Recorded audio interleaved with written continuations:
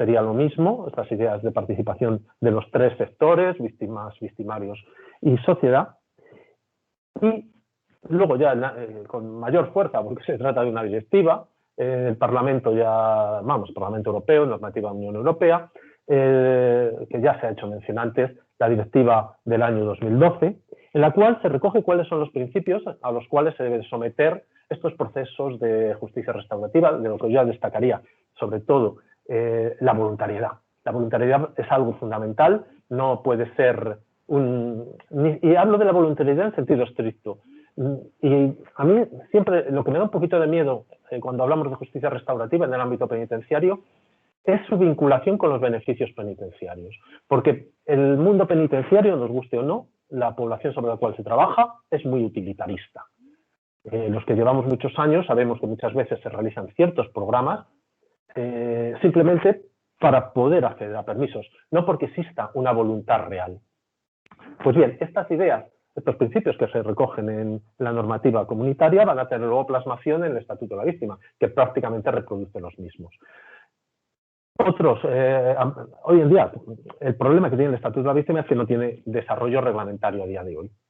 Algún día lo tendremos y bueno, veremos cómo se articula. Pero bueno, las experiencias que estamos desarrollando quizá sean los prolegómenos para tomar datos de cómo puede ser una manera de implementación. Ya se ha dicho por Guadalupe que el artículo 84, me he comido el 49% a la hora de hacer la diapositiva, pues son también instrumentos o puntos de referencia, que quizá el 84 a mí no me interesa especialmente porque soy juez de vigilancia, se refiere a mis compañeros, a la fase previa a lo que es la fase penitenciaria o a la fase de ejecución. El artículo 49 sí, porque los trabajos en beneficio de la comunidad, cuando son pena principal, es una cuestión del juez de vigilancia, porque es el juez de vigilancia el que aprueba el plan de ejecución, que es una resolución, y por lo tanto el juez de vigilancia pudiera entender que el programa que se le plantea no es adecuado, y por lo tanto podría no aprobar ese plan. Y sobre todo la referencia en el artículo 90. En el artículo 90 del adelantamiento de la libertad condicional como un elemento a considerar para dar este beneficio penitenciario.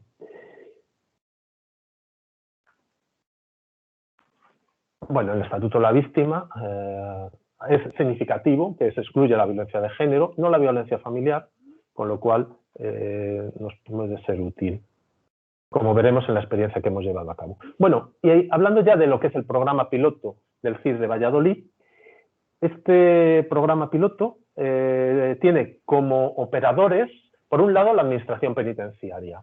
Por otro lado, tiene a la asociación AME, Asociación de Mediación, Encuentro y Escucha, y por otro lado, el Juzgado de Vigilancia Penitenciaria. ¿Por qué estos tres elementos? Bueno, la Administración Penitenciaria, porque tiene el material de trabajo del cual partimos, que son los victimarios. La asociación AME, porque necesitamos una entidad que conozca todo lo que es la mediación, la justicia restaurativa en este caso, y el juzgado de vigilancia, que quizá es el elemento que es más raro de por qué participa.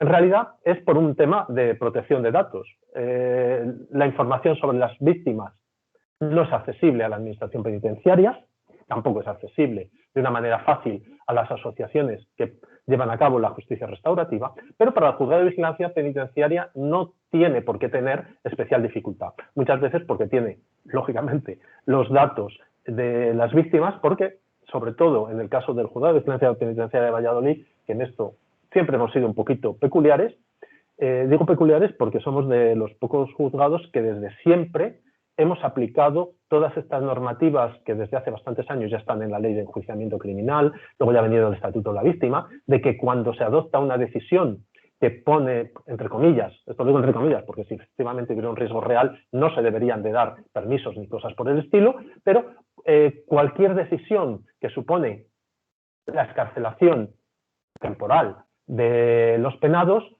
cuando puede haber riesgo para la víctima, nosotros desde siempre, por ejemplo, siempre se lo comunicamos vía telegrama en su época o, bueno, con la manera que tengamos a día de hoy.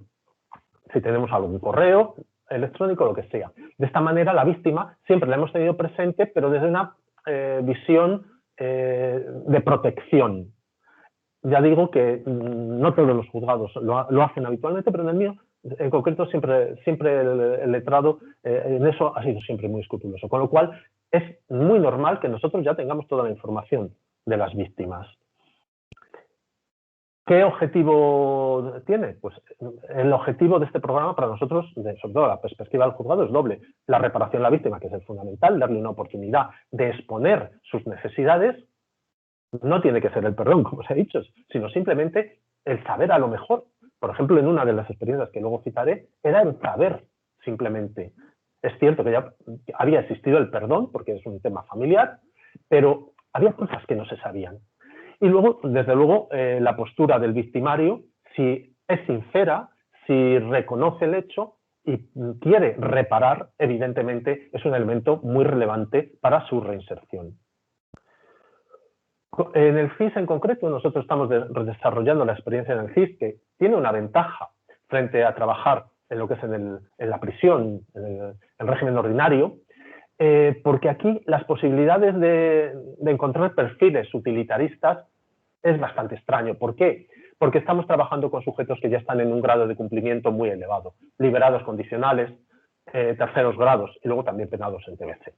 Lógicamente, un tercer grado, un liberado condicional, sobre todo un liberado condicional, que para conseguir con participar en un programa de justicia restaurativa su satisfacción personal, simplemente, porque otra cosa ya ha llegado un momento en el cual no tiene ya sentido que pretenda obtener algo distinto. El proceso se ha organizado, en el caso del programa que se está desarrollando en el CIS, en el que estamos ya en la segunda edición, por cierto. Hicimos, de hecho, la selección de internos el pasado jueves. Parte de una primera fase de responsabilización por el delito cometido, fase que se desarrolla con una primera intervención del equipo técnico. Lógicamente, quien conoce a los internos, hay que ser realista, es sobre todo el personal penitenciario.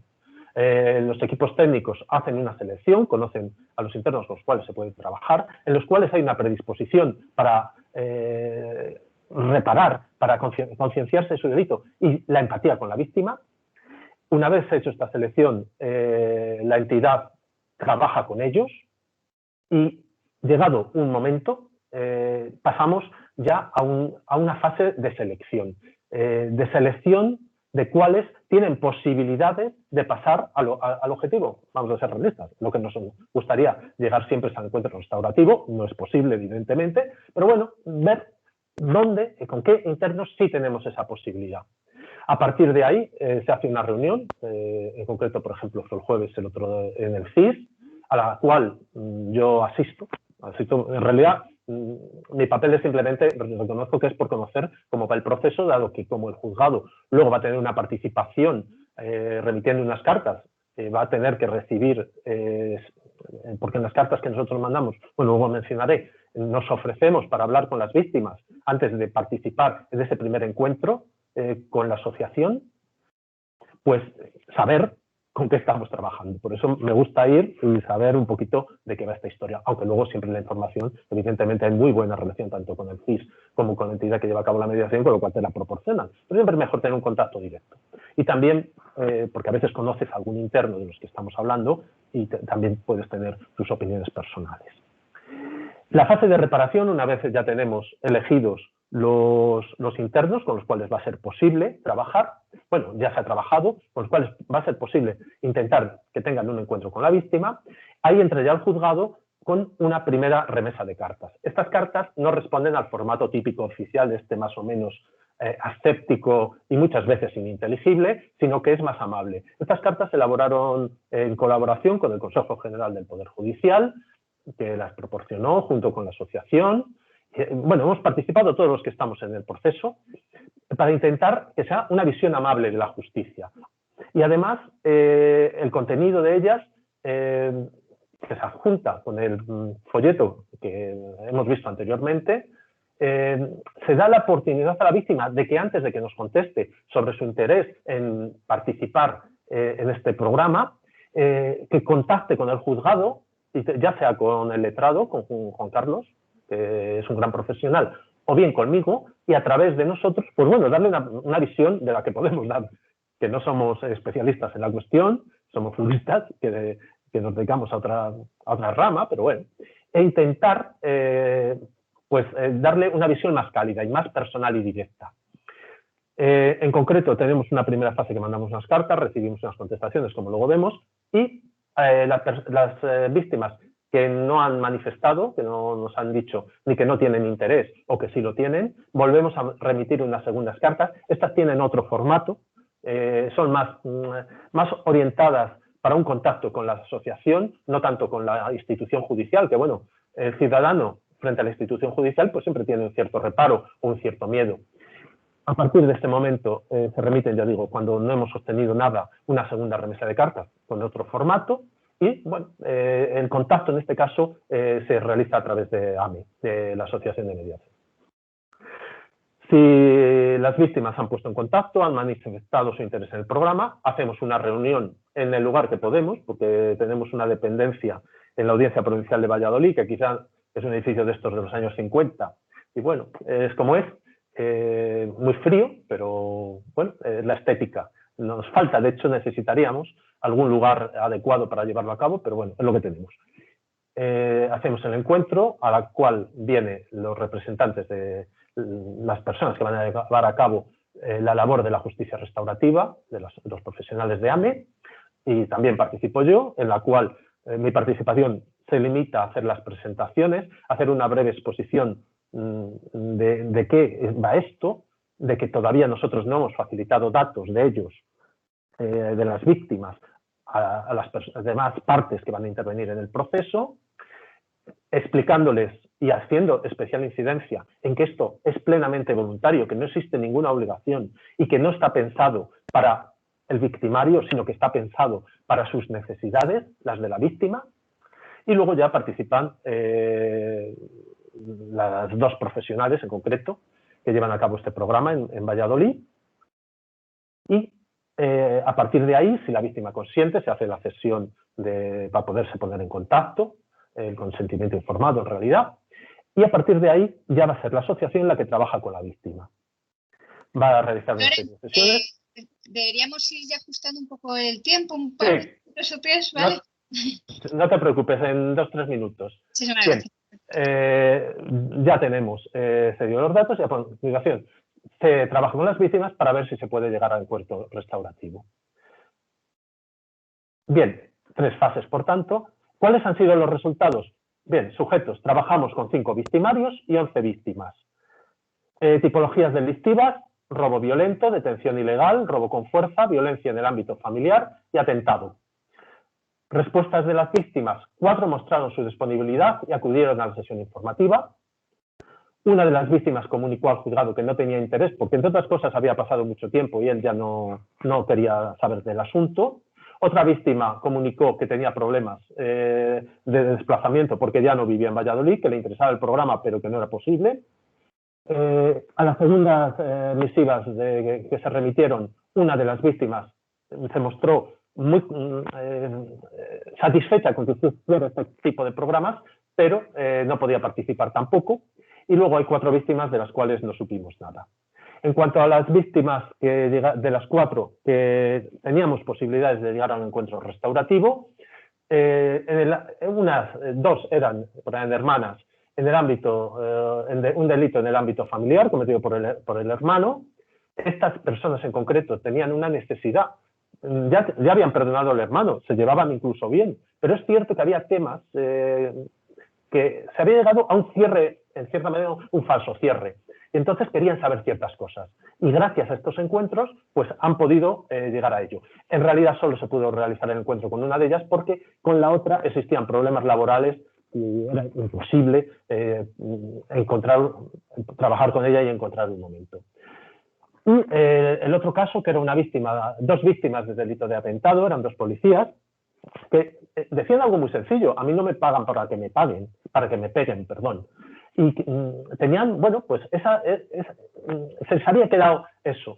Las 2 víctimas se mostraron favorables a todo el programa, pero una de ellas tenía un problema personal, en concreto que el victimario era vecino de su novia, con lo cual era un poco complicado y prefería no tener ningún tipo de relación. El otro policía no hubo ningún problema, llegó al encuentro y se llegó a realizar. En el otro caso, los penados en los que no se ha podido, y con esto ya termino, que no se ha podido llegar a la fase del encuentro, pues ha redactado una carta y se va a pedir consentimiento a la víctima para que se remita. Y además este penado, que estaba muy arrepentido de lo que había hecho, que era un robo violento bastante desagradable, pues se ha mostrado favorable a otros instrumentos, que no es el encuentro restaurativo, sino a participar en temas de a charlas en colegios o a colectivos vulnerables, los cuales no se ha podido llevar a cabo por el tema del COVID. En fin, conclusiones. La primera fase, el gran problema que yo le veo es que hasta ahora solo podemos trabajar de dentro a fuera. Sería interesante trabajar también de la víctima al victimario y, de hecho, en la tercera fase ya se está planteando. Y luego un problema que ya lo han mencionado anteriormente, Guadalupe, que eso todo depende de la buena voluntad. La buena voluntad de los distintos operadores, en este caso administración, entidad que lleva a cabo la justicia restaurativa y el propio juzgado. Sin esta buena voluntad esto no va a salir adelante. Y yo añadiría también la falta de un marco normativo. Necesitamos un marco normativo que a ver si se consigue para llevarlo a cabo. Muchísimas gracias. Muchísimas gracias, Florencio, por tu magnífica intervención. Y vamos a pasar a la tercera de las intervinientes en esta mesa, que es Francisca Lozano Espina.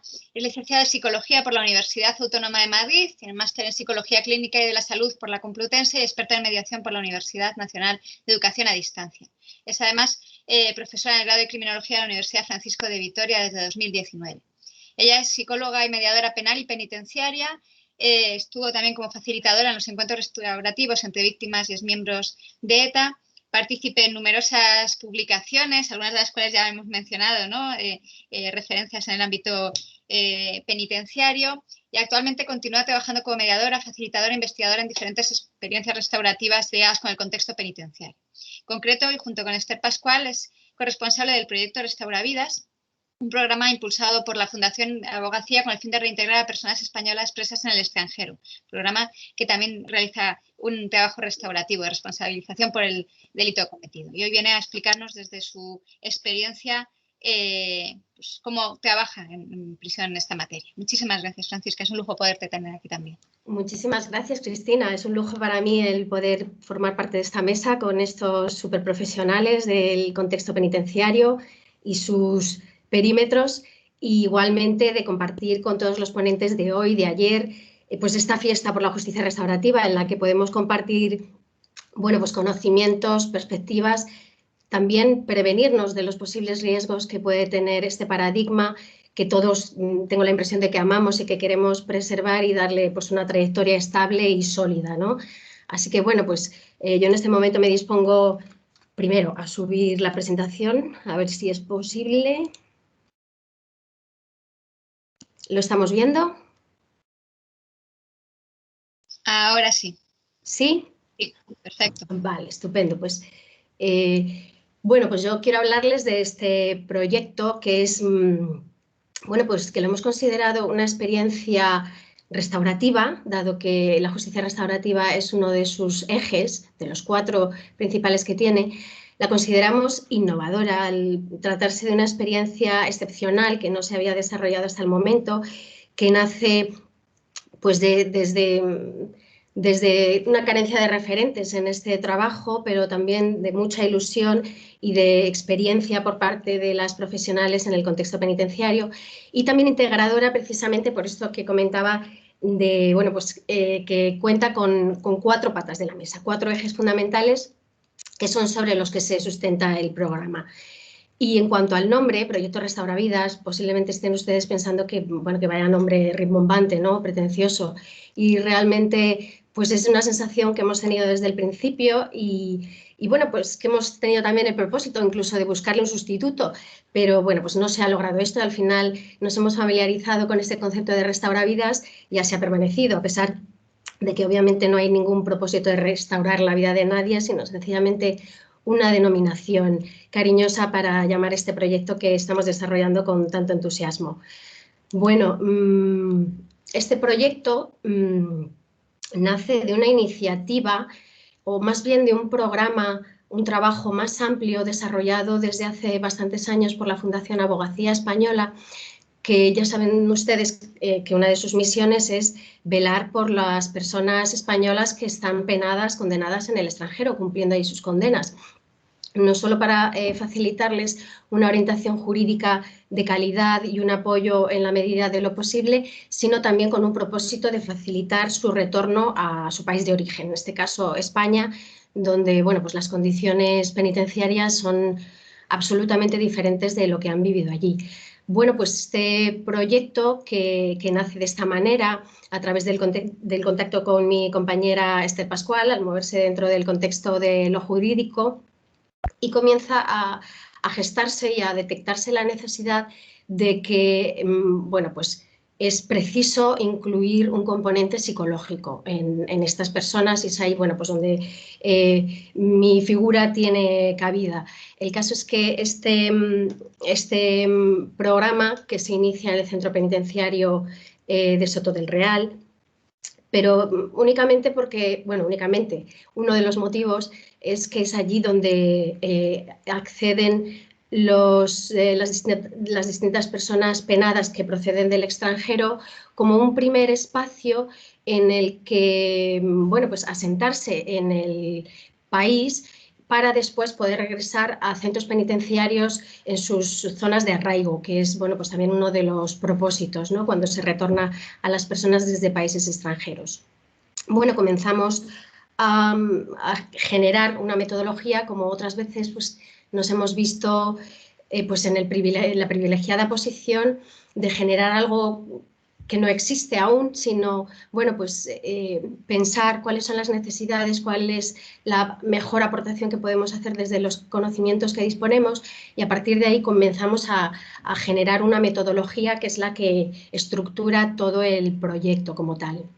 Consideramos que también uno de los elementos importantes en la implementación es la utilización de la metodología de los círculos de diálogo, bueno, pues por todas las maravillosas cualidades que tiene esta metodología de igualdad, de seguridad, de cohesión y de conexión entre los distintos individuos, en los que no hay jerarquías y todos nos encontramos en un espacio seguro, todos nos podemos mirar a la cara en el momento que deseemos.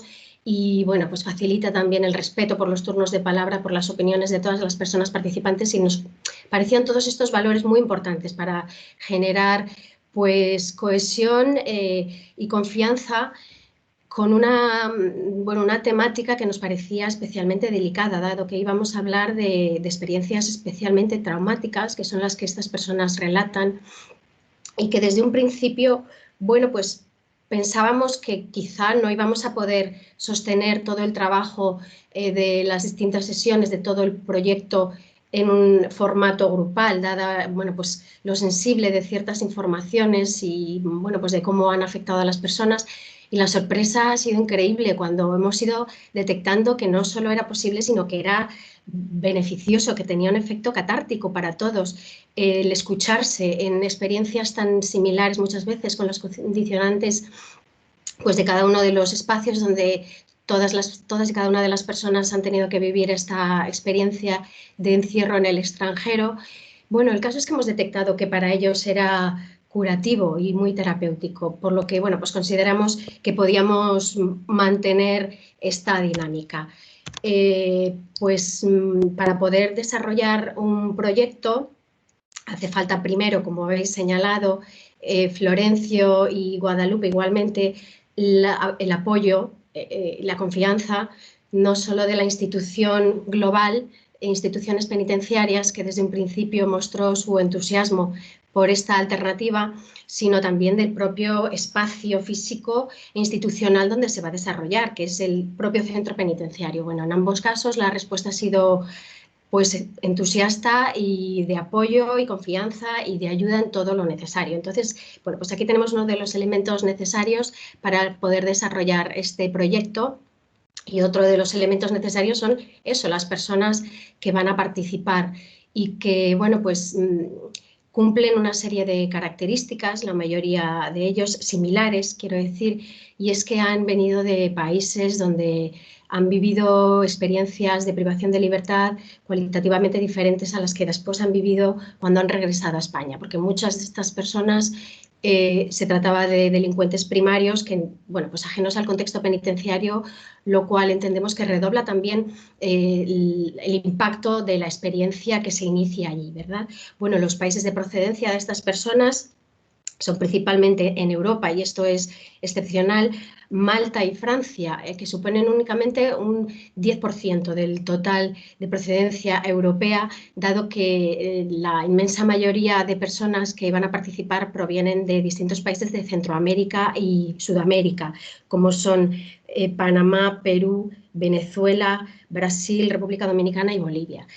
Cabe mención especial de Perú, puesto que es un país con el que, bueno, pues la Fundación ha tenido la gran ventura, la gran suerte de encontrar a una abogada que, bueno, pues que se ha implicado especialmente en ayudar a estas personas, y igualmente pues el consulado de aquel país ha favorecido el proceso de todas estas personas, y especialmente el de la extraditación, por lo que hay un grupo bastante numeroso de personas que han procedido de Perú, incluso han compartido prisión y se conocían previamente, y bueno, pues esto también ha generado un movimiento muy especial.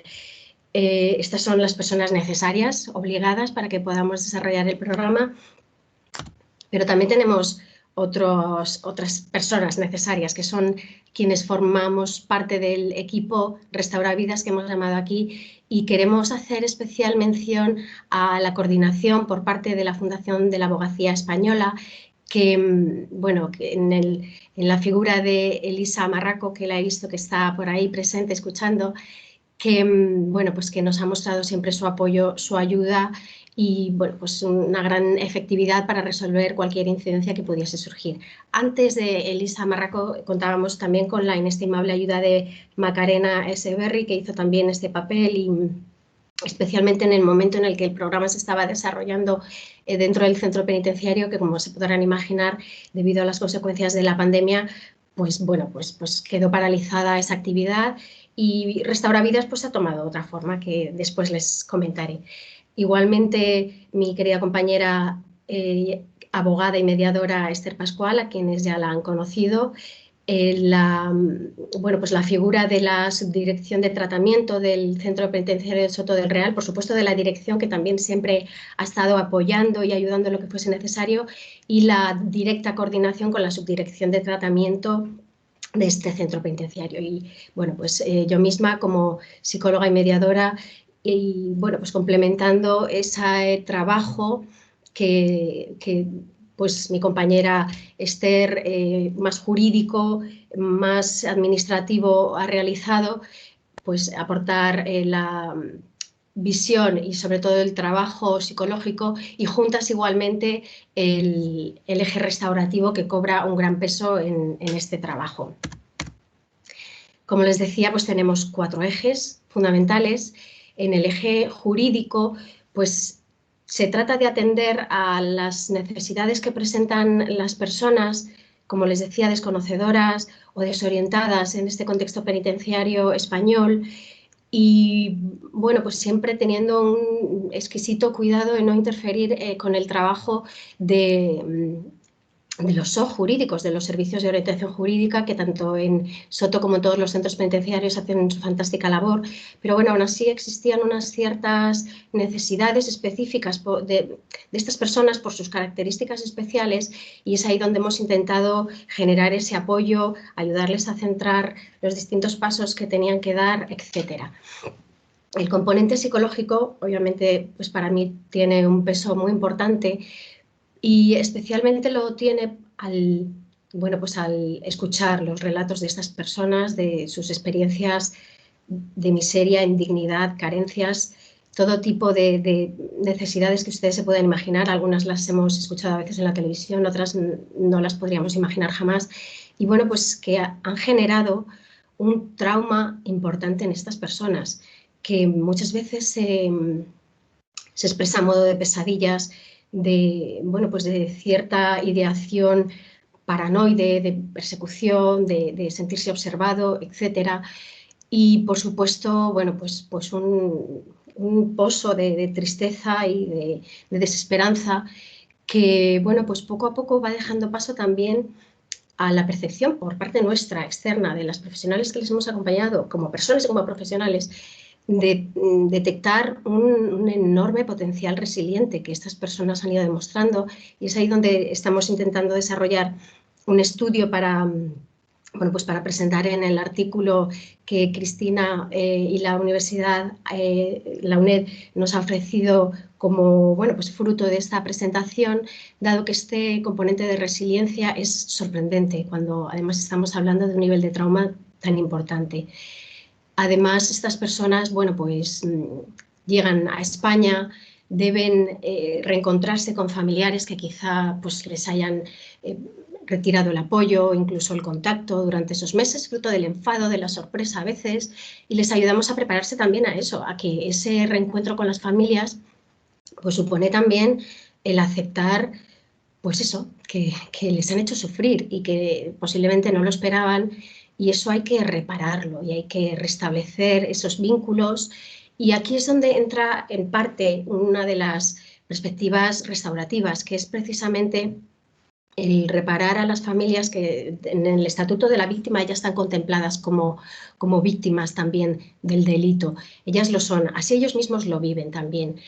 Y dentro de este eje restaurativo hacemos un especial hincapié en lo que tiene que ver con esta responsabilización que va más allá del entorno directo, más próximo de estas personas. Ellas son muy conscientes del daño que les han hecho a sus seres queridos, del daño, de las consecuencias de su propio delito en ellos mismos.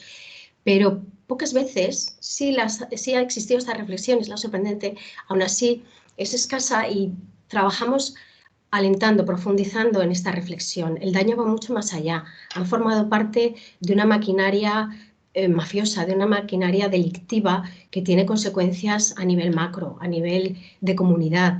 Y bueno, pues hemos reflexionado mucho acerca de todo este componente restaurativo y en cómo generar fórmulas para reparar, obviamente de una manera simbólica, que ya saben ustedes, cuando no existe una víctima directa, bueno, pues el generar reparaciones simbólicas pues tiene también un gran potencial.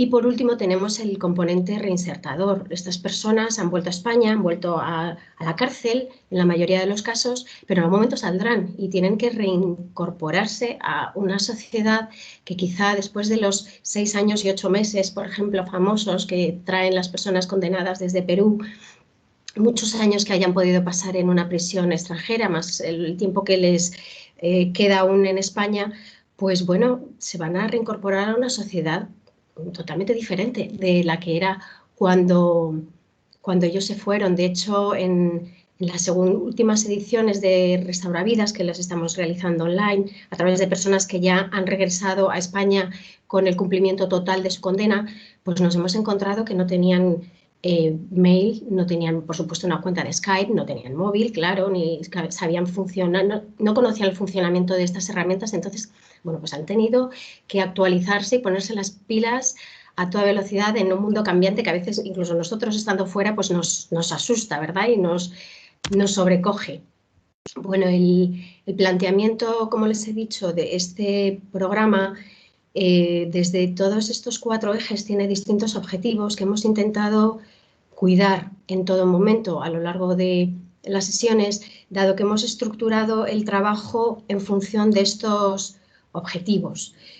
Por un lado, acompañar a estas personas en su llegada a España. Como les hemos dicho, desde esta desubicación, pues cobra un sentido especial que haya unas profesionales que están acompañando, atendiendo a esas necesidades y, bueno, pues ayudando acompañando en ese proceso de adaptación.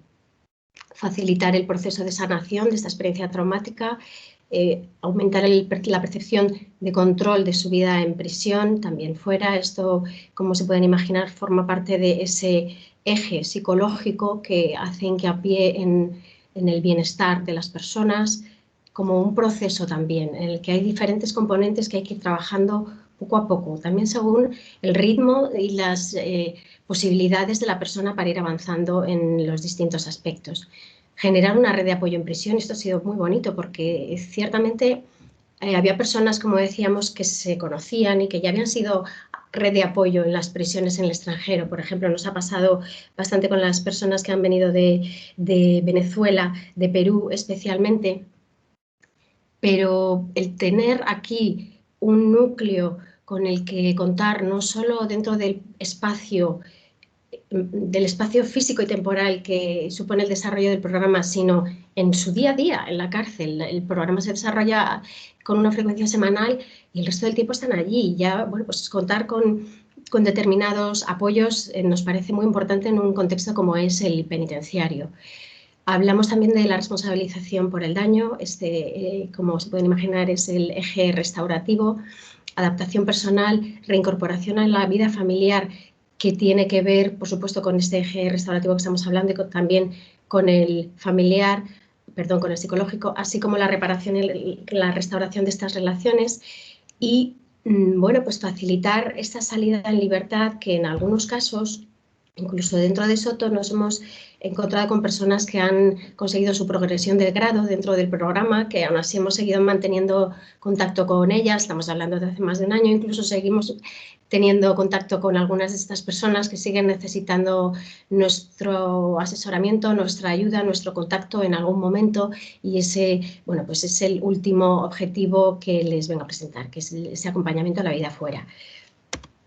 Se incardina a lo largo de 10 sesiones. Algunas de estas sesiones, estos son, digamos, los conceptos, la temática que se trabaja en cada una de estas sesiones, pero algunas de estas sesiones exigen más de un periodo, exigen 2 módulos diferentes.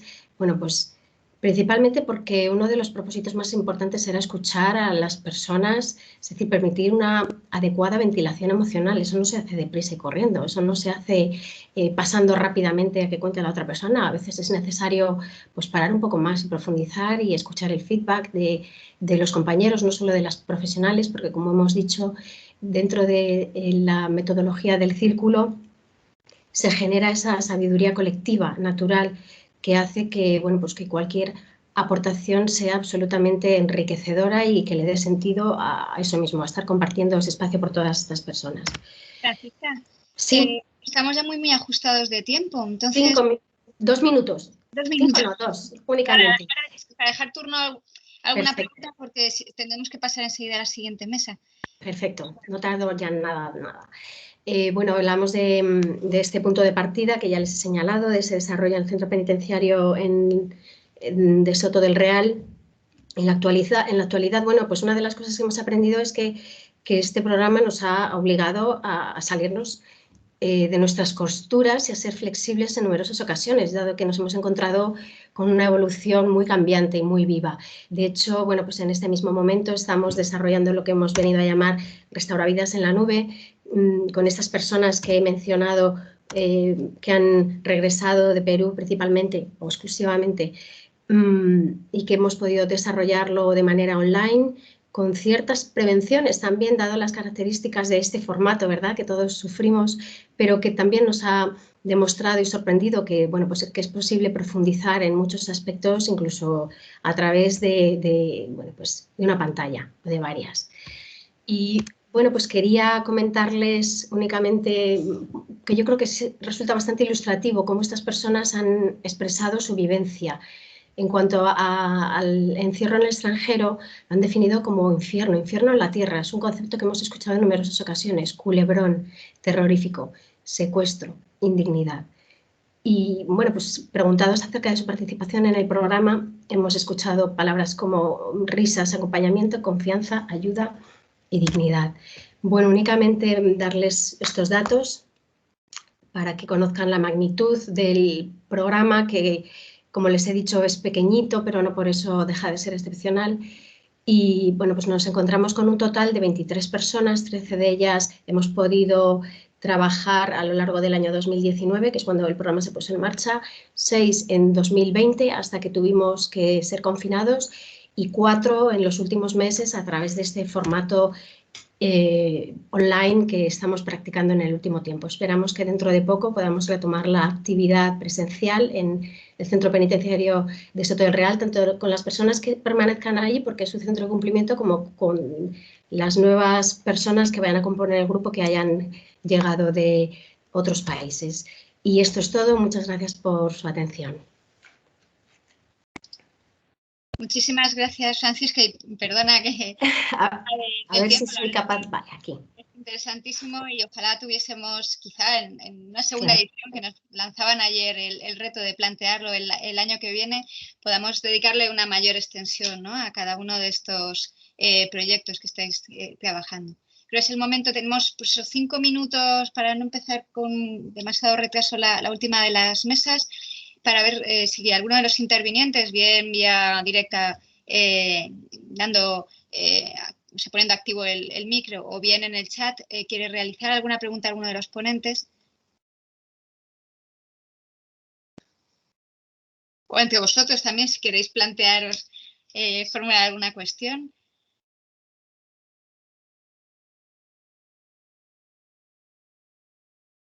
Y si no, lo hago yo directamente. No, bueno, a ti no te faltan preguntas, ¿no? No, por eso, pero quizá había una... ¿Ibas a Francisca? ¿Ibas a...? Sí. Únicamente quería señalar que, bueno, pues que me siento muy contenta de compartir esta mesa con Guadalupe, dado que de alguna manera, es verdad que no nos habíamos puesto cara aún, pero participamos del mismo proyecto que ha estado presentando, tanto, bueno, pues del desarrollo de los diálogos restaurativos en los años anteriores, como de la edición de estos cuadernos restaurativos que se han editado actualmente y, bueno, pues que tanto trabajo llevan detrás por parte de la institución penitenciaria, de las personas que hemos participado, y que consideramos que, bueno, pues que es una apuesta muy clara por parte de instituciones penitenciarias por la justicia restaurativa y por darle esa solidez de la que estamos hablando.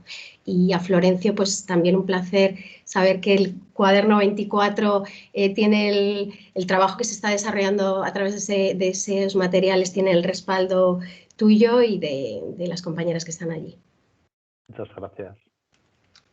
La verdad es que esos materiales son muy útiles porque yo creo, digo desde la perspectiva de juez, a veces te encuentras muchas reticencias entre los propios compañeros a participar en este tipo de cosas. De hecho, como no ha habido mucho tiempo, y bueno, citaros cómo se inició esto. Se inicia el contacto en una reunión a través del Consejo General del Poder Judicial que se hace en Valladolid, a la cual vino Ángel Luis, vinieron creo que 2 vocales del Consejo, más gente de la institución, lógicamente, y se reunió una serie de compañeros, fiscales, jueces de la audiencia y juzgados de instrucción y de lo penal, y letrados de la Administración de Justicia. Y fue muy curioso porque, vamos, yo venía llevado por Ana Carrascosa, que era la letrada del Consejo, que llevaba el tema en esta época, ahora está en el Ministerio en esta misma cuestión, y que soy muy amigo de ella aparte. Bueno, pues la idea había contactado conmigo, oye, ¿por qué no lo hacemos en vigilancia? Y tal y cual, porque claro, la otra opción era cuando el centro quisiera obtener información a todos los juzgados, porque claro, cada juez es de su padre y su madre, y uno te diría que sí y otro que no. Entonces la manera fácil era buscar un órgano de canalización. Bueno, pues, ¿cuál fue mi sorpresa en esta reunión?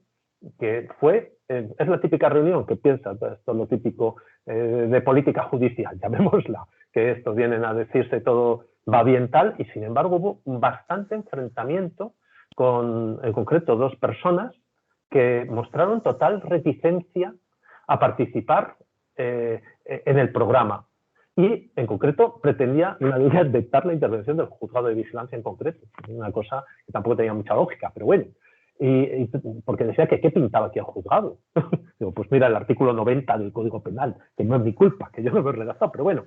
Y hubo una situación muy tensa. Y curiosamente el motivo de por qué era tenso era porque partían de la idea de que bastante por saco le hemos dado a la víctima con el proceso penal para que encima ahora vayamos a mandarle cartas desde un juzgado. Esa era la idea. Y ya digo que te quedas un poco sorprendido porque falta un poco de sensibilización o difusión por parte, concienciar a los operadores jurídicos. Porque yo, de hecho, a mí me interesa el tema desde un punto de vista personal, porque pienso que es un concepto no de cantidad, sino de calidad. La justicia no solo son números, debe ser también un instrumento de ayuda social. Entonces, dar otra visión, pero claro, hay que sensibilizar y ese es un problema bastante arduo. Es que la víctima tampoco se siente reparada en el sistema judicial. Efectivamente, a la víctima se la llama muchas veces a declarar, al forense, al tal, pero no se siente reparada. No se siente reparada cuando al ofensor pues, se le condena a 1 año, a 2, a 3, a 4, a los que sean de prisión, ¿no? Puede que porque tampoco se siente escuchada. Los procesos están muy regulados, son muy encorsetados y ella, en definitiva, las víctimas, en definitiva, no se sienten suficientemente atendidas, escuchadas, bien tratadas por el sistema judicial, aunque recaiga una sentencia condenatoria en el ofensor. Entonces, este paradigma viene a poner el foco en la reparación a las víctimas, aparte de la responsabilización del ofensor, porque yo en lo que he observado en mis 33 años de bagaje penitenciario es que el ofensor, cuando entra en prisión, se convierte en víctima del sistema. Entonces, a mí me lo tienen que dar todo, a mí me lo tienen que resolver todo, a mí me lo tienen que solucionar todo, porque yo estoy aquí en una institución total donde me dicen a qué hora me tengo que levantar, a qué hora me tengo que acostar, y yo ya estoy cumpliendo mi condena. Entonces, de alguna manera, el ofensor tampoco se siente absolutamente responsable, ni por supuesto empatiza con la víctima, porque él ya es una víctima del sistema y además su familia es una víctima secundaria de ese mismo sistema. El hecho de poner también el acento en la responsabilización, que no siempre lo sienten así, es tremendamente importante para que se den cuenta de lo que han hecho, para que empaticen con la víctima y para que se hagan cargo de una manera responsable de su comportamiento, de su conducta, que no es algo ajeno a él, sino que forma parte de su manera de funcionar, ¿no?, por la vida. Y a mí eso me parece, porque yo he conocido a muchos que van de víctimas del sistema, víctimas de la cárcel, víctimas de los funcionarios, víctimas de todo, y entonces el hecho de poner también el acento en la responsabilización de lo que has hecho, que es una de las partes fundamentales de cualquier programa de intervención. Cualquier programa de intervención es asume tu responsabilidad, asume lo que has hecho, asume la responsabilidad en lo que has hecho, asume la intención de hacerlo y asume que has causado daño y asume que tienes la posibilidad de no volver a hacerlo o de reparar a quien se lo has hecho. Y a mí eso me parece un proceso de intervención personal y en profundidad de primera magnitud. Totalmente de acuerdo. Bueno, Florencio, tenía muchas ganas de conocerte porque he oído mucho hablar de ti. Ya a ti no te conocía, vamos, en la institución sí que conozco a mucha gente porque, por desgracia, ya llevo 22 años ligado a esta historia, ya son muchos, y claro, he conocido a muchísimos. Y es verdad que a ti no habíamos coincidido. No. Me imagino que por esta historia del COVID, porque nos ha limitado a todos. Pero bueno, un placer. Igualmente. Y a Francisca también. Siento tener que cortar la mesa porque realmente yo creo que han quedado muchas cosas que podíamos desarrollar, pero de verdad os emplazo a un futuro encuentro, quizá a ver si puede ser el año que viene de manera presencial, en el que podamos continuar abordando y viendo también el recorrido de estas experiencias a un año vista y esperemos en un futuro post-COVID. Muchísimas gracias a todos los intervinientes y pasamos, para no ir con demasiado retraso, a la siguiente de las mesas, a la última. Para ello voy a dar paso a mi compañero Nicolás García Rivas, que va a actuar como moderador.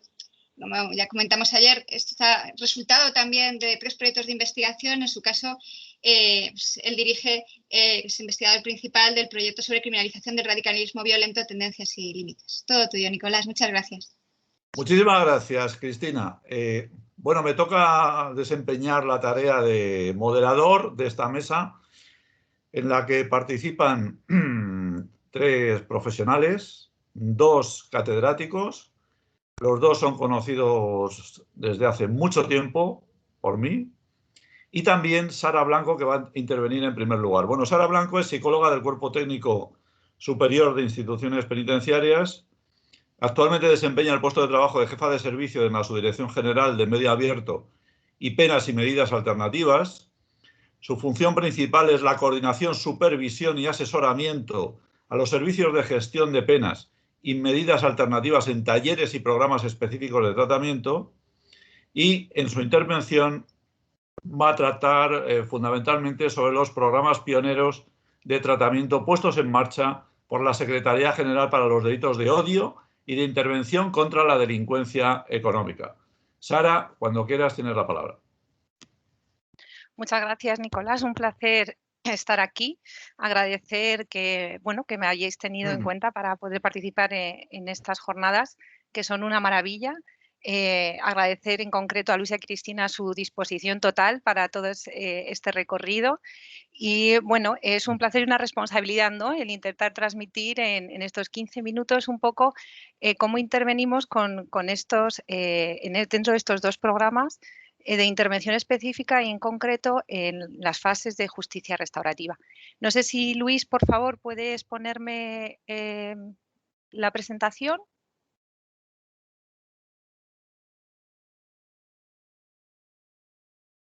Si no, intento subirla. No sé si está por ahí Luis, si me oye o me oís. Sí, enseguida está. Ay, perdona, Luis. A ver. Bueno, lo que voy a intentar durante esta presentación es intentar dar una visión general, como os decía, de concreto para estas dos tipologías delictivas, ¿no? Vamos a intentar ver las diferencias, sobre todo con otros programas de intervención y las similitudes que pueden llegar a guardar. Entonces, bueno, voy a intentar hacer una visión lo más rápido posible. Tomo el control. Vale, creo que ya lo veis, ¿verdad? Sí, perfectamente, Sara.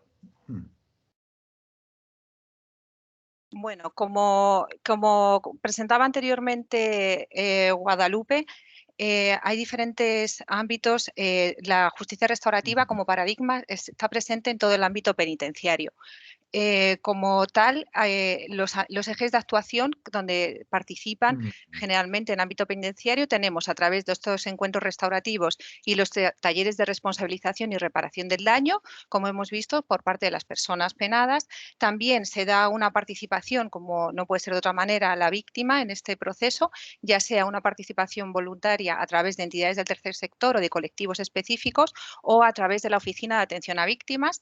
Y también otro de los ejes dentro del paradigma de la justicia restaurativa dentro del ámbito penitenciario, aunque no en concreto dentro de este procedimiento que vamos a ver durante esta ponencia, sería lo que comentaban también anteriormente, la resolución dialogada de conflictos, que lo que pretende y el objetivo principal es mejorar las relaciones interpersonales a través de una cultura de no violencia, ¿no?, como forma de resolución de conflictos pacificadora dentro del ámbito penitenciario.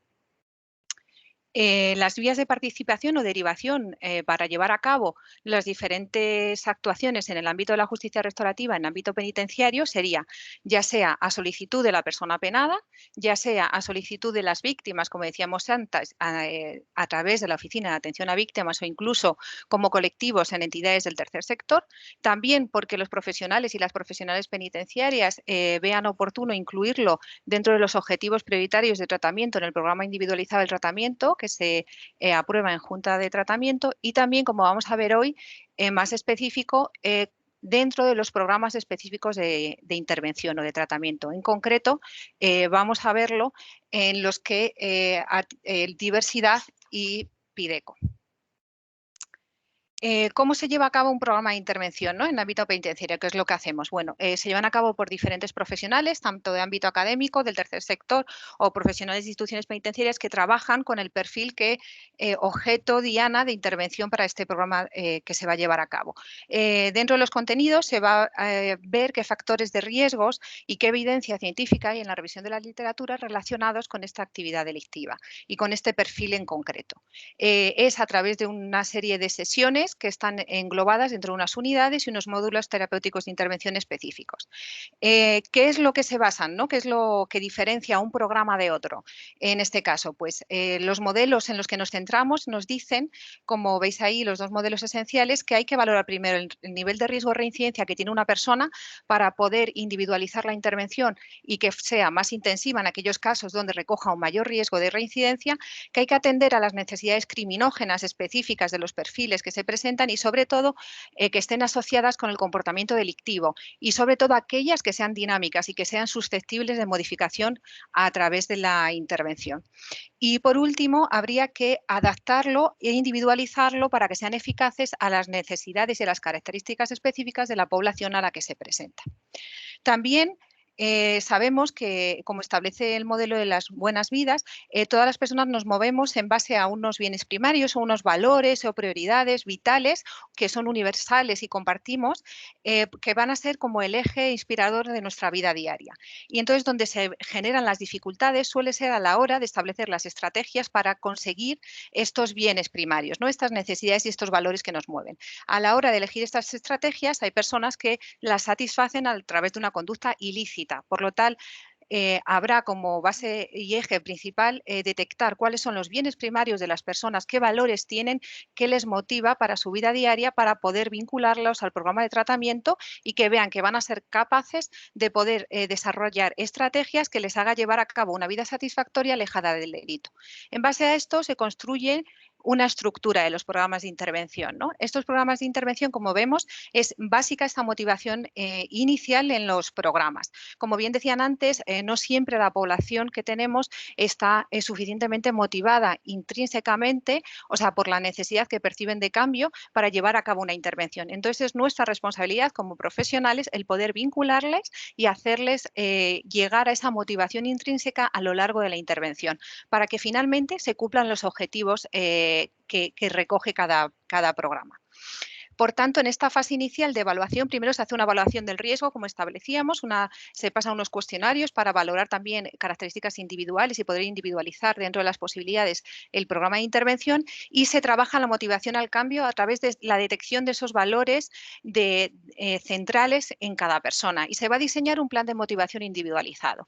Este plan de motivación se va a revisar a lo largo del programa y lo que se transmite a las personas que van a realizar la intervención es, bueno, el programa tiene estos objetivos de cara a la acción delictiva, al hecho delictivo que has cometido, pero también te va a ayudar a esto que es tan importante para ti, conseguir estrategias y formas de llevarlo a cabo de forma satisfactoria, de tal forma que durante el programa se va a revisar también el plan motivacional que se hace de forma individualizada con cada persona penada para que vea que sí que está cumpliendo objetivos que son relevantes para su vida y que suponen para ellos algo y para ellas muy importante y que así mantengan la motivación y puedan interiorizar todos los módulos de la mejor forma posible. Posteriormente se realiza la intervención propiamente dicha, que serían esos módulos terapéuticos, que vamos a ver las peculiaridades en estos dos programas. Posteriormente se da participación en estos dos programas y también en otros que considere oportuno cualquier persona que quiera participar y que lo esté realizando en lo que veíamos en cuanto al ámbito de justicia restaurativa, en concreto en los encuentros restaurativos. Y a la finalización del programa se hace un seguimiento para ver si realmente la persona ha generalizado los cambios obtenidos o qué dificultades está teniendo. Vamos ahora concretamente a meternos un poquito de forma general en cada programa de intervención y vamos a empezar con el programa Diversidad, que es la intervención psicoterapéutica para la igualdad de trato y no discriminación para aquellas personas que han cometido un delito de odio o con motivación de odio en el hecho delictivo. Como necesidades criminógenas diferenciales en estas personas, lo más característico y que les diferencia es el especial interés que cobra el prejuicio, es decir, le supone un sesgo cognitivo central que implica actitudes, emociones y conductas negativas hacia determinadas personas por la mera pertenencia a un grupo social o por estar relacionadas o identificarse por su razón de identidad. Es esto lo que además genera una gran indefensión en las víctimas, ya que la seleccionan simplemente por su identidad y afecta de forma directa sobre todo el grupo social al que pertenece, generando esta gran indefensión. Por lo cual es prioritario el trabajar dentro del programa de intervención con el prejuicio, como vemos. Estos serían como los objetivos generales que perseguimos y lo que se va a trabajar a lo largo del programa, ¿no? Por supuesto, vamos a explorar y construir aquellas actitudes y creencias que dan base a estas ideas prejuiciosas, identificar la relevancia que están teniendo estos prejuicios y estereotipos en la percepción y en la forma de relacionarse en su vida, promover una comprensión positiva de la diversidad en los grupos humanos, fomentar un pensamiento autocrítico sobre estos factores identitarios que han adoptado cada persona y promover, por supuesto, los valores de empatía y prosociales adquiriendo estrategias que puedan generalizar y alejarles de la conducta delictiva. Por tanto, se va a trabajar a través de 9 módulos, que en concreto son 38 sesiones, donde se va a intentar ir transmitiendo y fomentar una construcción de la ciudadanía integradora mediante el reconocimiento de la identidad y el respeto a los derechos humanos, como decíamos. La duración aproximada de este programa es de 10 a 12 meses de intervención. Del programa de intervención para delitos económicos, ¿qué peculiaridades tenemos, ¿no? frente a otros programas? Este programa es de reciente diseño, acabamos de terminarlo hace escasos meses y ya se está poniendo en marcha a nivel nacional. Cuando tomamos el reto de poder hacer un programa de intervención para esta categoría delictiva, lo primero que vemos es que realmente socialmente hay no se considera que la pena privativa de la libertad sea suficiente, sino que, por el contrario, genera cierta insatisfacción en las víctimas y en la sociedad, sobre todo si la persona mantiene su estatus o su beneficio económico que ha conseguido a través de la acción ilícita al finalizar la pena de cumplimiento. Por lo tanto, vemos necesario contar ya en el mismo desarrollo todos aquellos elementos que nos puedan facilitar el incluir una visión más reparadora y restauradora, ¿no? Y poderla transmitir a los penados.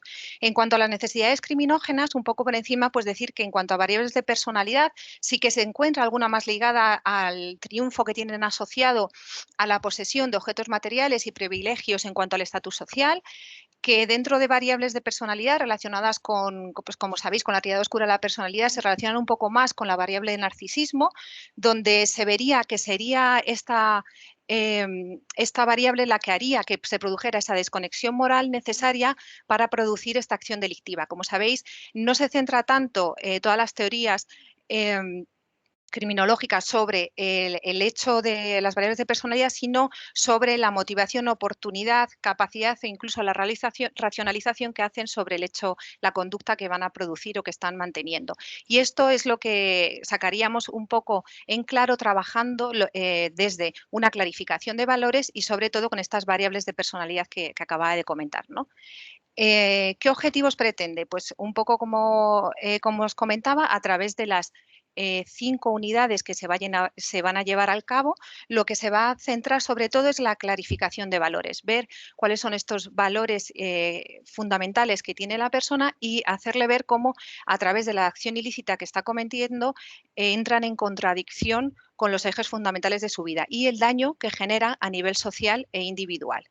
Se trabaja como habilidades personales, en especial aquellas tendencias narcisistas y comportamientos egocéntricos, a través del valor de la humildad, de potenciar la empatía, de que vea los daños ocasionados, de que conozca las consecuencias a nivel social que genera el hecho delictivo. Se ahonda mucho sobre la responsabilización del hecho y sobre todo sobre el valor que otorgan, como decíamos, a la ostentación del poder y el dinero. Lo peculiar que tiene este programa de intervención, sobre todo, es que a lo largo de él se van a llevar a cabo actividades sociales, así las hemos definido. Estas actividades sociales, como decía, lo que pretenden es precisamente que la persona se ponga en contacto con otras realidades que no conoce, ya sea dentro de prisión o fuera, y que sea consciente de los daños que tienen a nivel social el hecho cometido, y al mismo tiempo que sea capaz de empatizar con otras realidades, ¿no? Centradas en otros valores, ¿no? Y que pueda ir viendo la necesidad de clarificarlos y poner en marcha otro tipo de estrategias más lícitas. Bueno, una vez que se han realizado los módulos terapéuticos, en este caso son 32 sesiones y tiene una estimación aproximada de entre 9 y 10 meses. Y se les da la oportunidad a lo largo del desarrollo de estos dos programas de poder realizar un encuentro restaurativo con las víctimas del delito o con el colectivo afectado. En esta fase contamos, como bien ha dicho anteriormente Guadalupe, con entidades especializadas en el ámbito de la justicia restaurativa, que son las responsables de llevar a cabo esta intervención y esta fase. En concreto, ¿cómo hacemos el procedimiento? De forma rápida, porque también lo ha contado un poco antes Guadalupe, una vez que han realizado el programa de tratamiento, como decíamos, lo que principalmente se trabaja en todos los programas como nexo común, en todos los que tenemos en el ámbito penitenciario, es la necesidad de asunción de la pena, responsabilización del hecho cometido, el ver, empatizar con las víctimas y el reconocer los daños ocasionados, tanto en las personas individualmente como en la sociedad y en la comunidad donde se ha llevado a cabo. Para ello, una vez que se han llevado a cabo en los módulos de intervención y se ve que hay una capacidad de interiorización y de responsabilización y que las personas tienen suficiente capacidad empática para poder llevar a cabo un encuentro restaurativo, será una valoración que haga tanto la entidad especializada conjuntamente con la profesional o el profesional que lleve a cabo el trabajo, para ver en qué momento específico sería más adecuado iniciar el procedimiento, siempre antes de la finalización del programa, para poder acompañarlo de forma adecuada. En este caso se llevaría a cabo, como hemos visto, el documento 24, el de encuentro restaurativo penitenciario, que lo que recoge este documento, así de forma general, porque lo tenéis muy bien, como han comentado antes, en la página web de instituciones penitenciarias, al igual que el programa Diversidad, también está allí desarrollado por si tenéis cualquier cuestión. En el fondo documental, pues lo que recoge este programa es una metodología de trabajo para desarrollar el encuentro restaurativo, ¿no? Se trabaja ya sea a nivel individual o grupal en función de las necesidades que se establezca la persona o que así decidan los mediadores y las mediadoras que lo van a llevar a cabo. Como hemos dicho, siempre por entidades especializadas, y se realiza en paralelo sesiones tanto con la persona penada como con la víctima o las víctimas del delito. En este caso, lo que se va a trabajar es la preparación para este encuentro restaurativo, que sería de forma conjunta, y posteriormente también se trabaja cómo se ha llevado a cabo este encuentro, qué ha supuesto para sus vidas y la vivencia del mismo, así como se establece el seguimiento del acuerdo que hayan podido llegar a llevar a cabo o no. Por último, para ir terminando así de forma rápida y poder dar espacio a mis compañeros de mesa, la implementación de estos programas a nivel nacional en cuanto a diversidad se ha llevado a cabo en régimen ordinario en los centros que veis. En Murcia 2 es donde ya finalizó y hemos tenido una experiencia. Era un programa a nivel individual, no sé si lo he comentado anteriormente, se diseñó a nivel individual por la población, suele ser escasa actualmente en privación de libertad, y entonces suele ser también para adaptarnos mejor a esas peculiaridades necesarias y ese nivel de riesgo de cada persona. Entonces ahí en la práctica restaurativa que creyeron conveniente los y las mediadoras fue un círculo restaurativo que se llevó a cabo y como veis también en el Servicio de Gestión de Penas se está llevando en Alicante y en Valencia, que ahora mismo estamos precisamente es donde se está empezando a implementar y a dar a conocer la posibilidad de poder producir un encuentro restaurativo. Pideco es de reciente creación, como decíamos, ya se ha formado a profesionales de 40 centros penitenciarios, centros de inserción social y servicio de gestión de penas y medidas alternativas, donde ya se está empezando a crear grupos de intervención y donde ya hay 9 centros y un CIS donde están iniciando esta experiencia con este tipo de intervención específica. Hasta aquí espero haber transmitido de forma clara, aunque rápida, y agradeceros vuestra atención. Muchísimas gracias, Sara. Ha sido muy clara, muy concisa y estupenda tu exposición.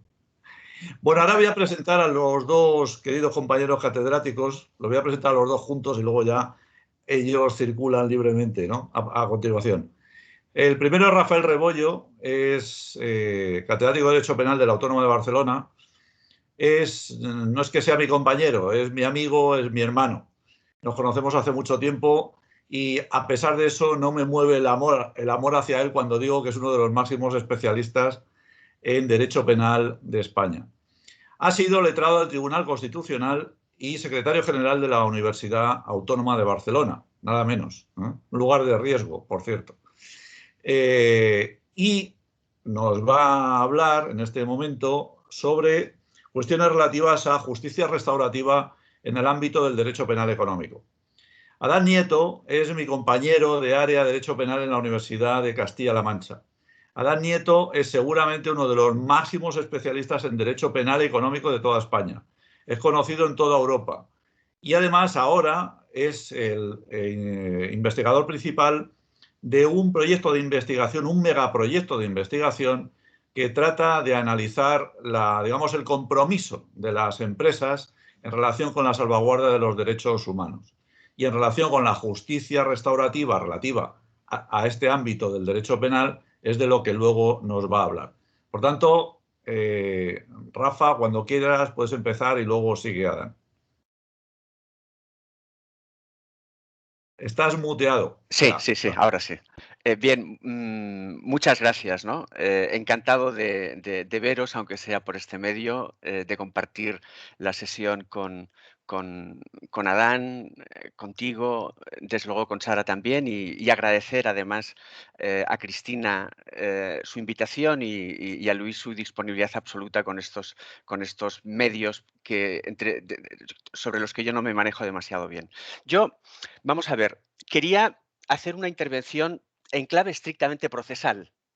Yo creo que es un tema difícil, un tema delicado, y además atendiendo al título de la mesa redonda de estos momentos, ¿no? Nuevos pasos hacia el futuro de la justicia restaurativa. De manera que voy a plantear cuáles son los mecanismos en estos momentos para actuar procesalmente y cómo está previsto además en el proyecto, mejor dicho, en el anteproyecto de ley de enjuiciamiento criminal que me parece, y anticipo, absolutamente desolador, tal y como están las cosas. De todos modos, aprovechando que Sara está aquí y que nos ha presentado el programa Pideco, que para mí ha sido una sorpresa extraordinaria y me ha parecido, pues eso, absolutamente pionero y absolutamente especial, ¿no? Pero quería trasladarte una duda, a la cual has respondido de manera indirecta, pero una duda que me preocupa en particular, relativa a los sujetos que participan en el proceso restaurativo. Para mí, es decir, sabemos que el programa habla y contempla la víctima directa, es decir, la persona física que haya padecido personalmente el daño o el perjuicio. Hablamos también de víctimas indirectas, que serían los familiares o las personas vinculadas a la víctima. Y finalmente, las víctimas no vinculadas, es decir, personas que de alguna manera han sufrido un daño o un perjuicio similar a los ocasionados por el delito cometido. A mi juicio, puede estar equivocado seguramente, pero aquí es donde reside uno de las incertidumbres del programa. Me explico.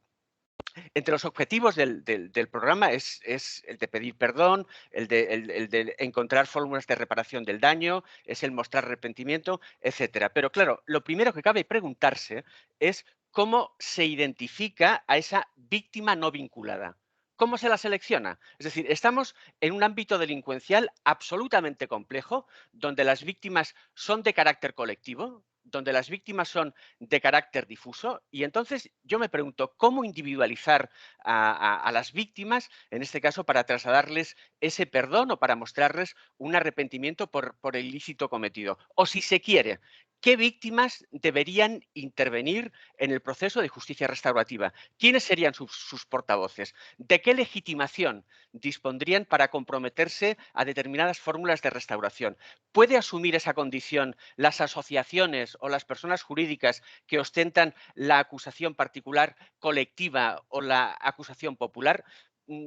como te digo, ¿no? Es posible que existan respuestas a todo eso, pero a mí me suscitan dudas y, aprovechando la coyuntura, te las quería trasladar. Una vez dicho eso, y entrando ya en el ámbito al cual quería referirme de manera expresa, como decía, en clave estrictamente procesal. Y para eso me gustaría hacer una reflexión breve, inicial, ¿no? Y estamos hablando de una expansión indiscutible del derecho penal, eh, una ampliación donde de forma exponencial se incrementan los delitos donde el objeto de tutela, donde el interés, donde el bien jurídico es de naturaleza supraindividual, lo cual tiene una especial incidencia en los delitos de índole socioeconómico. Sin embargo, los mecanismos previstos por el ordenamiento para la tutela de esos bienes jurídicos de naturaleza supraindividual no tienen las mismas prerrogativas que los articulados para la tutela de los bienes de los intereses de carácter individual. Las acciones colectivas, que es el mecanismo y que es la vía, pretenden el acceso al proceso de pretensiones que afectan a una colectividad de personas, con la particularidad de que en el caso de acudir a la acumulación subjetiva, convertiría el proceso directamente en ingobernable. La pregunta es cómo determinar, cómo vehicular procesalmente esas opciones. Y básicamente tenemos tres. Podemos hablar de la acusación particular y sabemos que esa acusación particular no dispone de legitimidad procesal para iniciar la acción penal por la comisión de un delito que afecte a intereses supraindividuales. Por otra parte, podemos hablar de la acción popular. Pero cuidado y con matices, porque la acción popular, 125 de la Constitución, se atribuye a quien no es ofendido, a quien no es perjudicado por el delito. Esa acción popular está prevista para aquellos sujetos que no ostentan la condición de ofendido, para aquellos sujetos que no ostentan la condición de perjudicado por esos hechos constitutivos de delito. De manera que entiendo que no sería la vía adecuada para ostentar la legitimidad procesal en esa clase de ilícitos. Permítaseme insistir, porque es que la legitimación para el ejercicio de la acción popular se atribuye a quien no es ofendido, a quien no es perjudicado por el delito. La acción popular está prevista para aquellos sujetos que no ostentan la condición de ofendido ni de perjudicado. Esto es, para aquellos sujetos que pueden intervenir en el proceso penal o solicitar la apertura del procedimiento como consecuencia de la existencia de un interés general en la persecución de esos hechos. Una vez dicho eso, cabe preguntarse, oiga, ¿cuál es la vía entonces?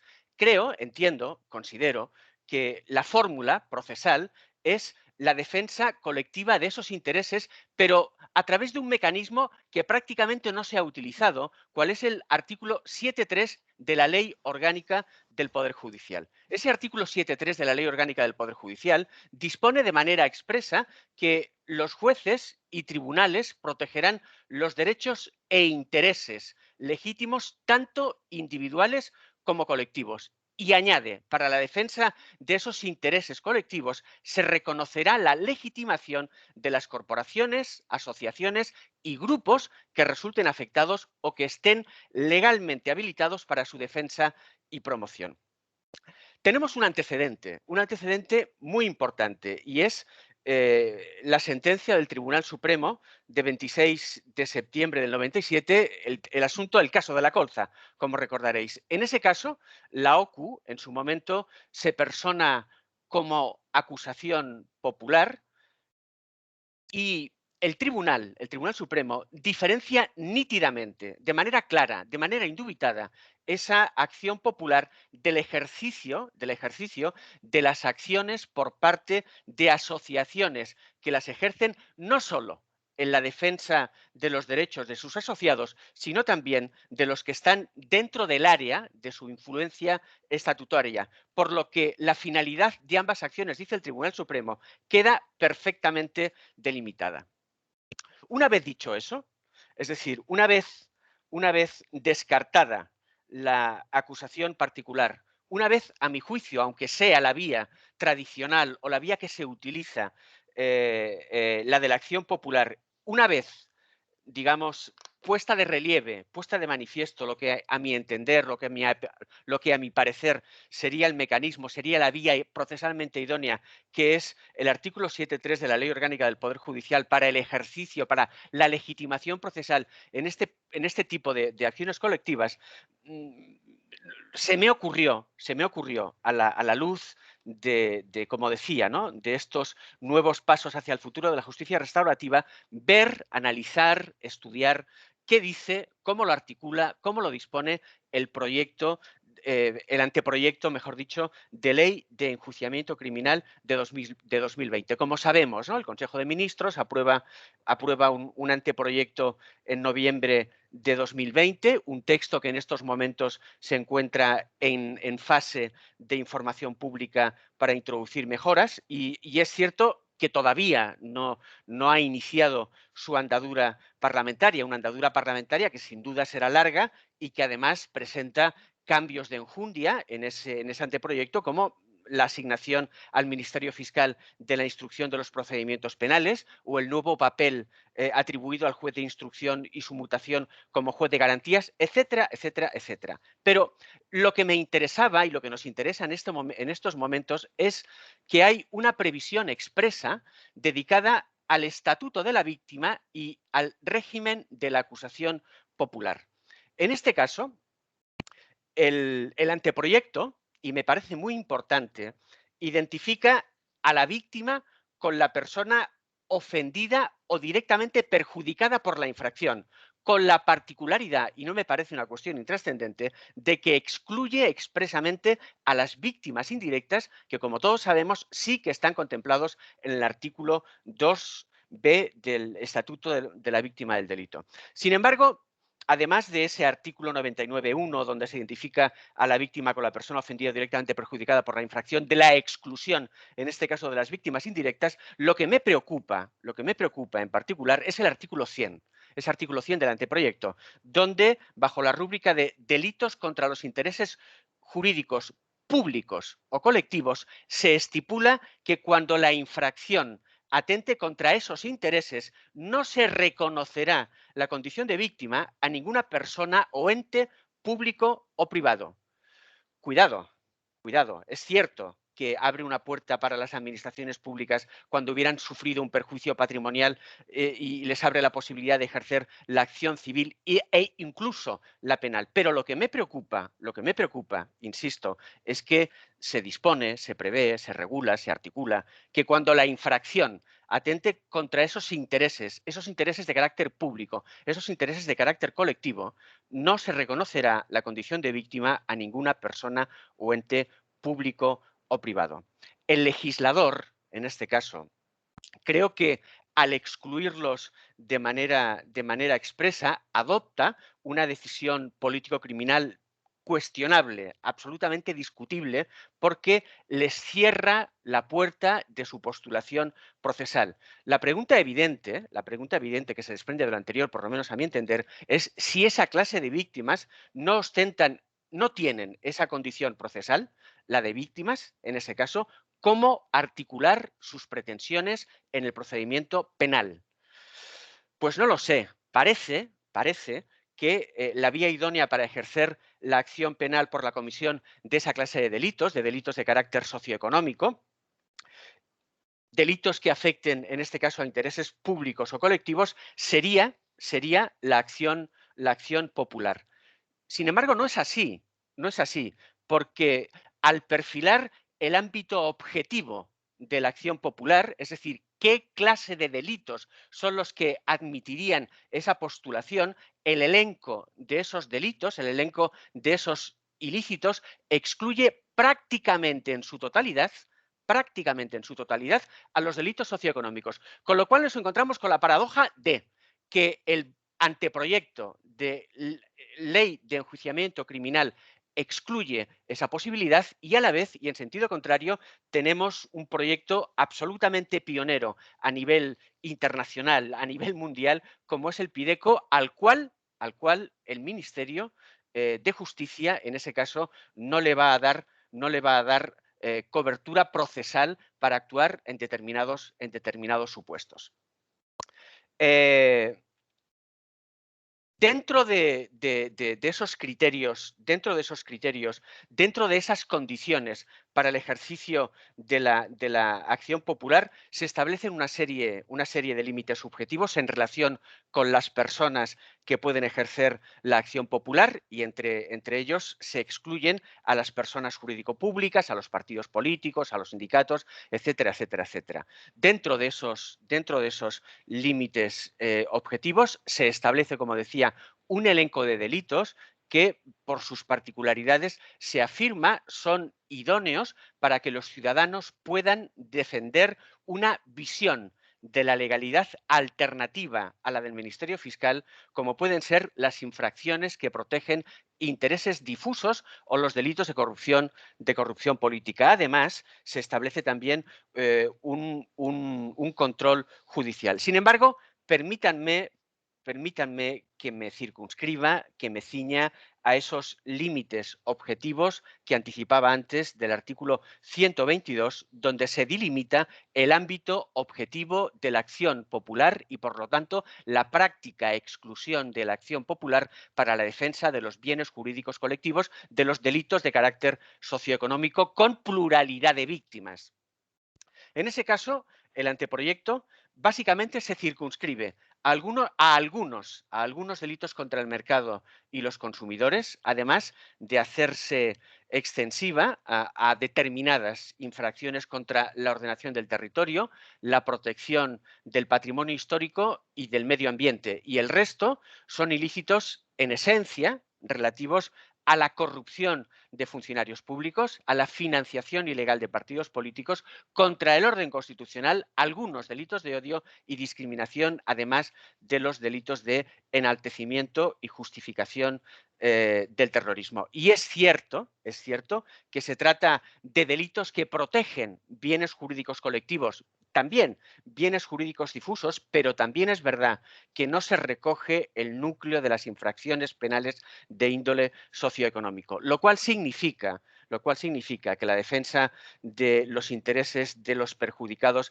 a través de esas acciones colectivas por esos ilícitos no tienen actual encaje en el anteproyecto, como sí se preveía en el anteproyecto de 2011. De manera que la conclusión de todo eso, además de la clásica observación de por qué esa clase de delitos y no otros, a mi juicio, a mi entender, a mi parecer, no puede ser menos que absolutamente desalentadora, porque el cauce procesal se limitaría a la acusación particular a título individual, con todos los problemas que se derivarían de la concurrencia de múltiples perjudicados en ese tipo de procedimientos.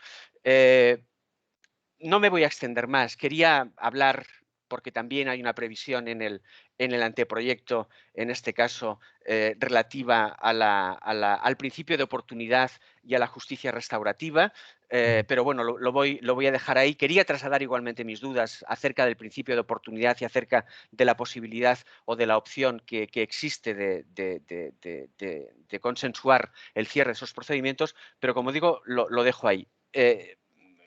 Recapitulando, trasladar mis dudas, hacer públicas mis dudas acerca de los mecanismos procesales previstos, dispuestos, regulados en el anteproyecto para la tutela de bienes jurídicos de carácter supraindividual, para la tutela de bienes jurídicos de carácter colectivo y, por lo tanto, y con ello, la imposibilidad de articular esa defensa de los intereses colectivos por parte de organizaciones, por parte de asociaciones, cuando nos estamos refiriendo a delitos de carácter socioeconómico en particular, que era lo que quería poner de relieve. Y por mi parte nada más. Muchísimas gracias. Muchas gracias. Adán Nieto tiene la palabra. Bien, pues buenos días a todos. Es un placer también estar aquí con compañeros tan queridos y que, bueno, como en el caso de Rafa, hace tanto tiempo, desgraciadamente, que no no nos vemos y desde luego lo de hoy no nos basta de ninguna de la manera para tenerlo como encuentro, ni siquiera encuentro restaurativo, ¿no? El vernos de esta forma. Bien, tengo que decirles, no sé si lo habrán comentado ya en algún momento de las jornadas, que precisamente el grupo de investigación al cual pertenece Rafa Rebollo, el grupo de investigación de la Universidad Autónoma de Barcelona, ha concluido un proyecto de investigación, además de interesante, ¿no?, absolutamente pionero, sobre la aplicación de la justicia restaurativa en delitos económicos, ¿no? Y yo creo que todavía, bueno, yo creo que han ido publicando, lo pueden acceder a los diversos trabajos y les recomiendo su lectura. Y bueno, en las palabras de mi compañero Rafa Rebollo se ha planteado una de las cuestiones que yo creo que es esenciales en toda esta cuestión de, bueno, cómo vamos a identificar a las víctimas de estos comportamientos para aplicar prácticas de justicia restaurativa en el ámbito de la criminalidad económica. Bien, después volveré sobre esta cuestión y voy un poco a contarles el proyecto, la línea de investigación en la que estoy. Bueno, como decía Nicolás García Rivas, el proyecto de investigación nuestro es acerca de la criminalidad empresarial, de un ámbito especialmente grave de la criminalidad empresarial, que son las violaciones a derechos humanos, ¿no? Entonces, nos planteamos la intervención del derecho penal en supuestos, imagínense, de grandes, de contaminaciones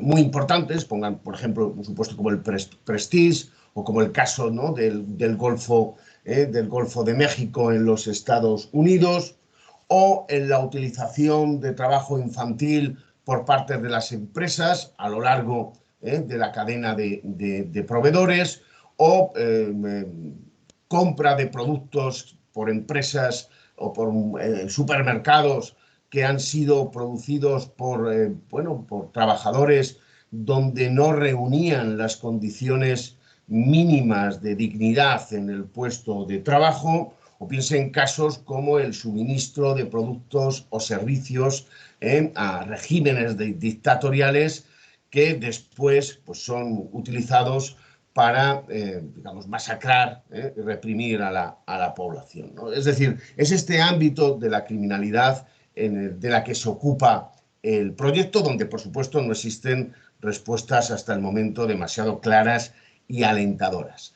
Pero pensando en el futuro, cómo podremos diseñar un sistema penal en este ámbito, lo que nos pareció desde el principio imprescindible era la justicia restaurativa. La justicia restaurativa porque, desde luego, y sobre todo pensando en las víctimas de todos estos delitos, pues una justicia cortada, un sistema penal cortado por los patrones tradicionales, pues ni de lejos iba a resolver el conflicto, ¿no?, que plantean estos comportamientos delictivos. Es decir, a las víctimas de la contaminación, de la trata infantil, que están además en un país del tercer mundo, pues en nada les vale y de poco les sirve el que, bueno, pues en un país occidental desarrollado del cual procede la matriz, algún directivo de la matriz acabe en prisión tras un proceso penal. Es decir, la justicia,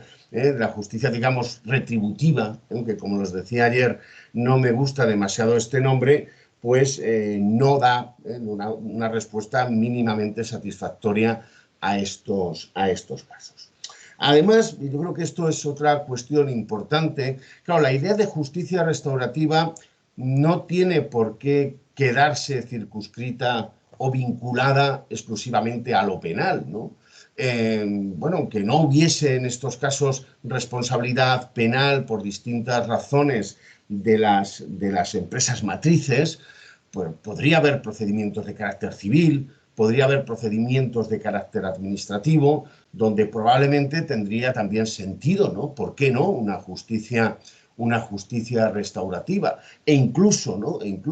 Aunque no hubiese ningún tipo de procedimiento, ¿no? Probablemente algunas empresas multinacionales, dentro de lo que llaman sus programas de responsabilidad social corporativa, pues estarían interesadas en poner en marcha algún tipo de práctica similar o inspirada en los principios de justicia restaurativa para solucionar el conflicto que han creado y poder volver a trabajar y desarrollar su actividad en la zona, ¿no? Es decir, que tampoco debemos, y yo creo que esto es algo importante, vincular demasiado la justicia o exclusivamente la justicia restaurativa con la comisión de delitos. Yo creo que hay mucho más allá, hay otras prácticas, otras posibilidades, ¿no?, de aplicación de la justicia restaurativa. Bien. Un tercer punto importante es que aquí, claro, estábamos pensando y pensamos sobre todo en una justicia restaurativa aplicada no a las personas físicas, sino a las empresas, ¿no? Sino a las empresas. Y esto yo creo que puede ser importante, al menos en este ámbito de la criminalidad, pero también en otros casos de criminalidad económica, por varias razones, ¿no? Es decir, piensen, por ejemplo, en el caso de las estafas por preferentes, ¿eh? Si quisiéramos aplicar aquí prácticas de justicia restaurativa. ¿Qué duda cabe, ¿no? ¿Qué duda cabe que las personas individualmente responsables y que eventualmente hayan podido acabar en prisión y sobre las que podríamos hacer programas, ¿no?, de justicia restaurativa, pues, bueno, pues deben responsabilizarse, etcétera, etcétera. Pero realmente yo creo que aquí conseguir plenamente los objetivos del proceso restaurador no tiene mucho sentido si no implicamos o si no nos fijamos en la corporación, en la organización. Es decir, desde los años 30 del pasado siglo, con Sutherland, se puso de manifiesto que las causas que provocan el delito en una organización no son solo factores individuales, o solo son factores individuales incluso en una medida muy secundaria, y que son sobre todo factores que tienen que ver con la propia organización. Es decir, que necesitamos, por ejemplo, ¿no?, resocializar a la propia organización para garantizar la no repetición de los hechos, porque a veces la persona que ha cometido el delito es un simple peón, una persona que ocupa un lugar a veces subalterno, ¿no?, en todo lo que es la estructura de la organización. Es decir, yo creo que es complejo, o que, vamos, más que complejo, que debe reflexionarse, ¿no?, acerca del hecho de que al menos en la delincuencia económica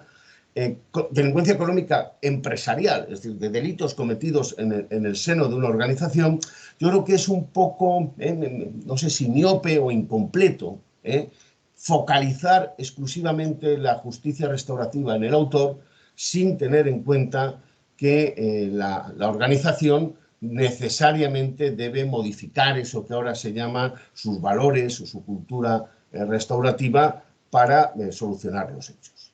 Es más, si estamos también pensando en justicia restaurativa como reparación del daño, en el sentido más amplio o heurístico que ustedes quieran, pues lo cierto y verdad es que las capacidades de reparación de una gran empresa son infinitamente o considerablemente mayores que las que tienen las personas individuales que hayan cometido el delito. Es decir, sin ir a estos tipos de criminalidad del que yo les hablaba, si volvemos al caso de las preferentes y optásemos, imagínense, por una vía restaurativa y no por la vía clásica del derecho penal, pues obviamente solo con la intervención de las entidades bancarias que vendieron preferentes podría lograrse, digamos, en su plenitud, ¿no?, los objetivos restauradores, ¿no? Las personas singulares, desde luego, por sí sola no podrían. Y luego hay una tercera cuestión por la que me parece también o me parece interesante, ¿no?, optar por la visión de la justicia restaurativa empresarial, ¿no?, más que individual. Y es que, claro, la justicia restaurativa, incluso entre colegas muy queridos y prestigiosos, provoca, aplicada sobre todo a ese sector digamos, de delincuencia de poderosos, la objeción de que estamos generando impunidad, que estamos construyendo un camino dulce, ¿no?, una salida dulce para los autores de estos delitos, sobre todo cuando la planteamos como alternativa, ¿no?, y no como cumulativa al sistema penal. Bien, fijaos, yo creo que si focalizamos el proceso restaurador en las empresas y no tanto o no solo en los delincuentes individuales, yo creo que tenemos una buena respuesta ante esta objeción, ¿no?, porque de algunas formas los fines más retributivos de la pena se cumplirían en relación a las personas físicas que sí pueden ir a prisión, etcétera, y allí sería el momento y el lugar de poner en su caso en marcha estos procedimientos restauradores en el ámbito penitenciario, y en el caso con la actuación de la persona jurídica, centrándonos ahí en el proceso restaurador, pues no habría, yo creo, esta sensación social de que se ha construido un puente de plata, ¿no?, a estas personas para que escapen o encuentren una vía más dulce que la justicia penal. Es decir, es como si todos los fines de la pena que tenemos que contentar o cumplir mediante el proceso penal o mediante el sistema penal, de alguna forma los pudiéramos repartir entre el delito que ha cometido la persona física y el delito que ha cometido la persona jurídica, ¿no? Y yo creo que esto sería más entendible socialmente, yo creo, un escenario donde directivos ingresan en prisión y donde se inicia un proceso restaurador con la persona jurídica. Bien, una vez aquí, claro, lo que quizás cueste más es cómo imaginar este tipo de procedimientos, ¿no? Cómo uno puede dibujar o desarrollar, operativizar una justicia restaurativa en este sector, ¿no?, de la delincuencia. Bien, en primer lugar, hay algunas prácticas que ya se han hecho, que aunque no sean absolutamente restaurativas, tienen ciertos componentes restaurativos, ¿no?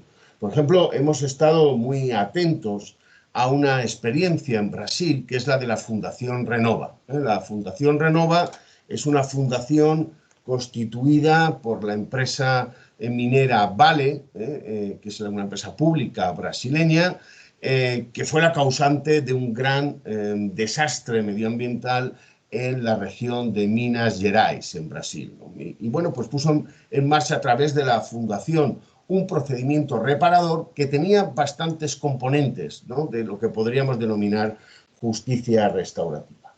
Igualmente, pues hemos visto que hay experiencias como la de los fondos fiduciarios, ¿no? Por ejemplo, en el caso de Golfo de México, que anteriormente citaba, se llegó a un acuerdo con la empresa, con British Petroleum, para que estableciese un fondo fiduciario.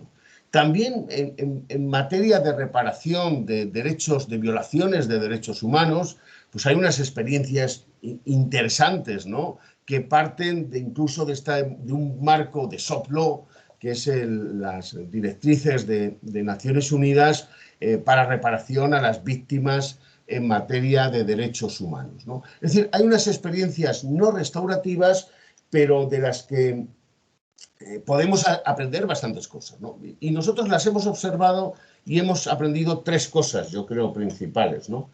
Primera, que hay una gran confusión en todas ellas entre reparación y restauración. Es decir, en realidad, en todos estos fondos fiduciarios lo que hay simplemente es reparación del daño. No se va mucho más allá de lo que es un pensamiento de responsabilidad civil tradicional. Segundo, que esto puede derivar en una burocratización, en el sentido de que las víctimas acaban viendo todos estos fondos fiduciarios, etcétera, estas prácticas, bueno, como una especie de sucedáneo de la administración a las cuales ellas plantean sus pretensiones de compensación. Pero se acaba estableciendo una relación muy similar a la de que cualquiera de nosotros puede tener con la administración cuando le concede ayuda porque ha habido una catástrofe, porque ha habido una sequía o ha habido unas inundaciones, ¿no?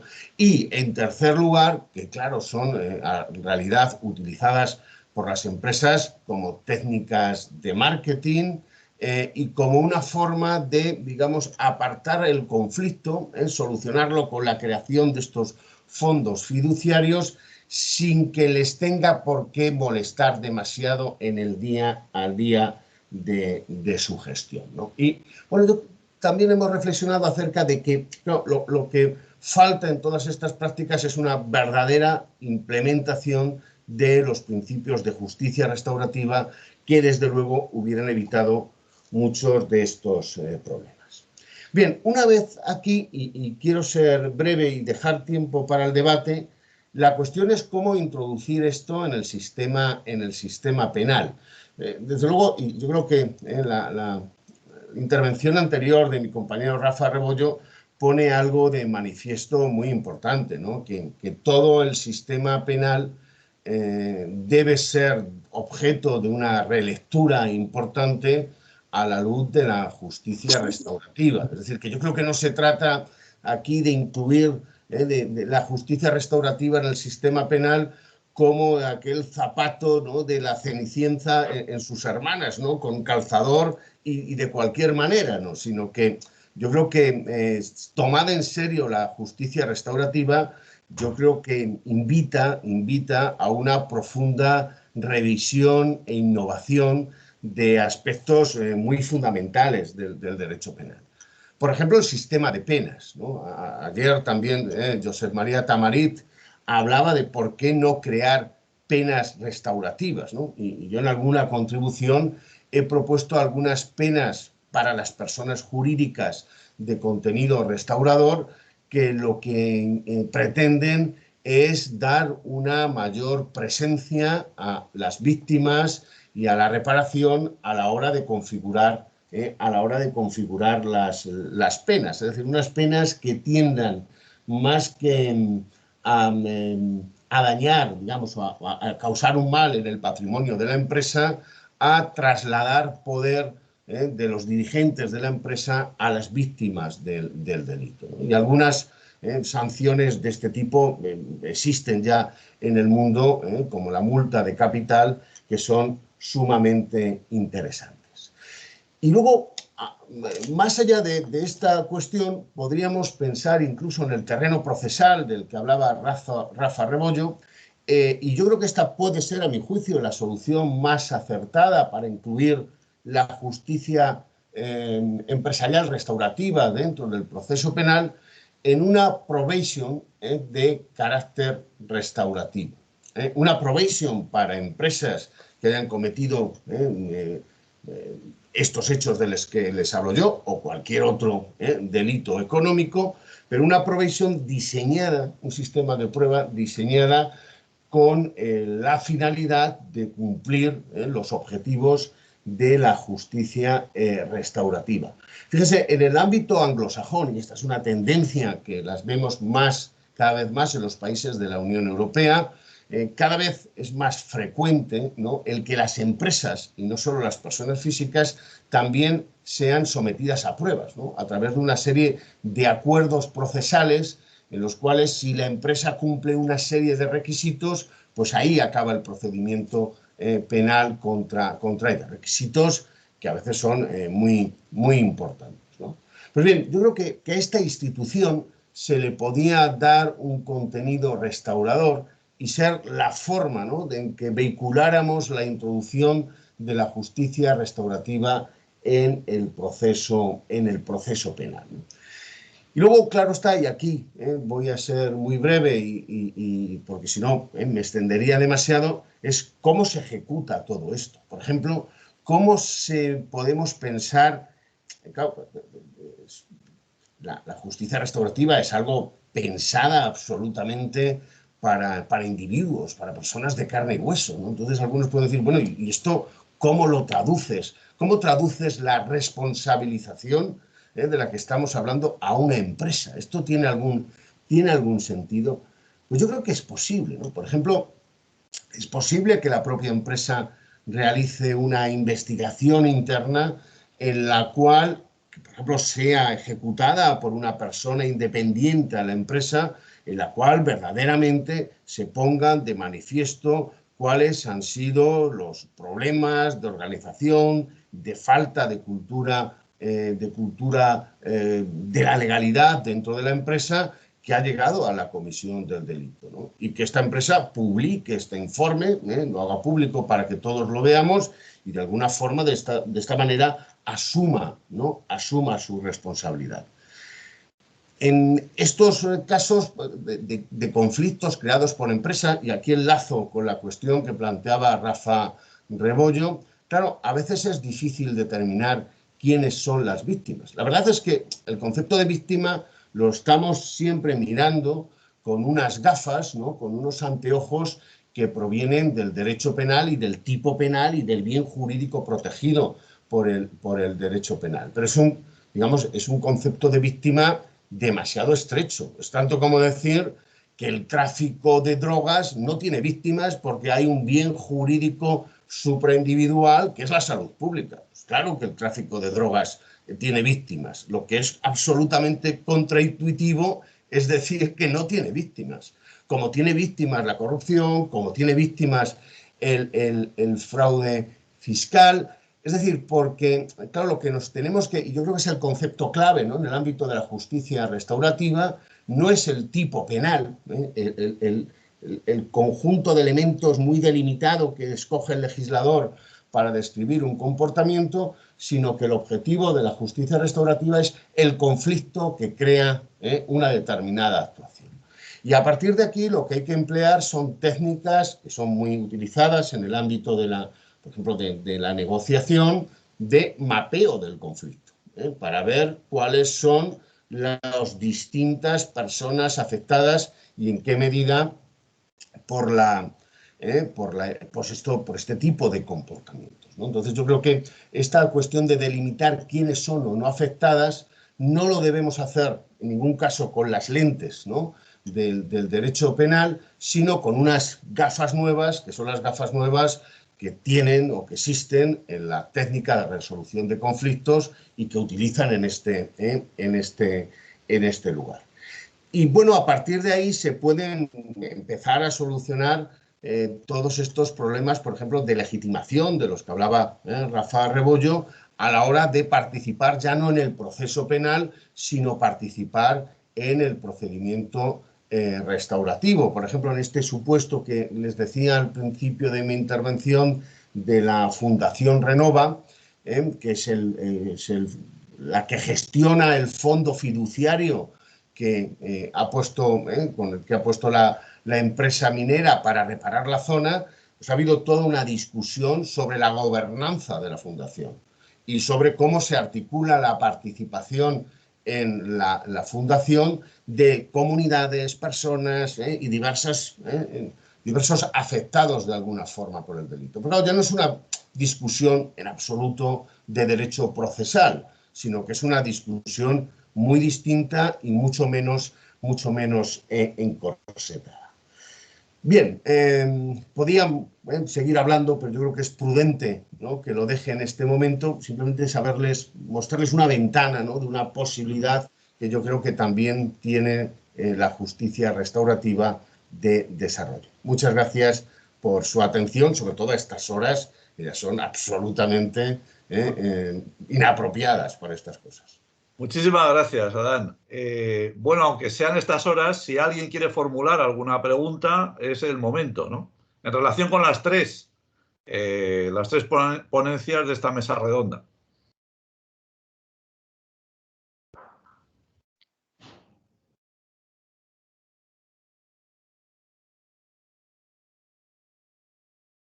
Repito, ¿alguien quiere formular alguna pregunta, alguna cuestión? Bueno, probablemente sí.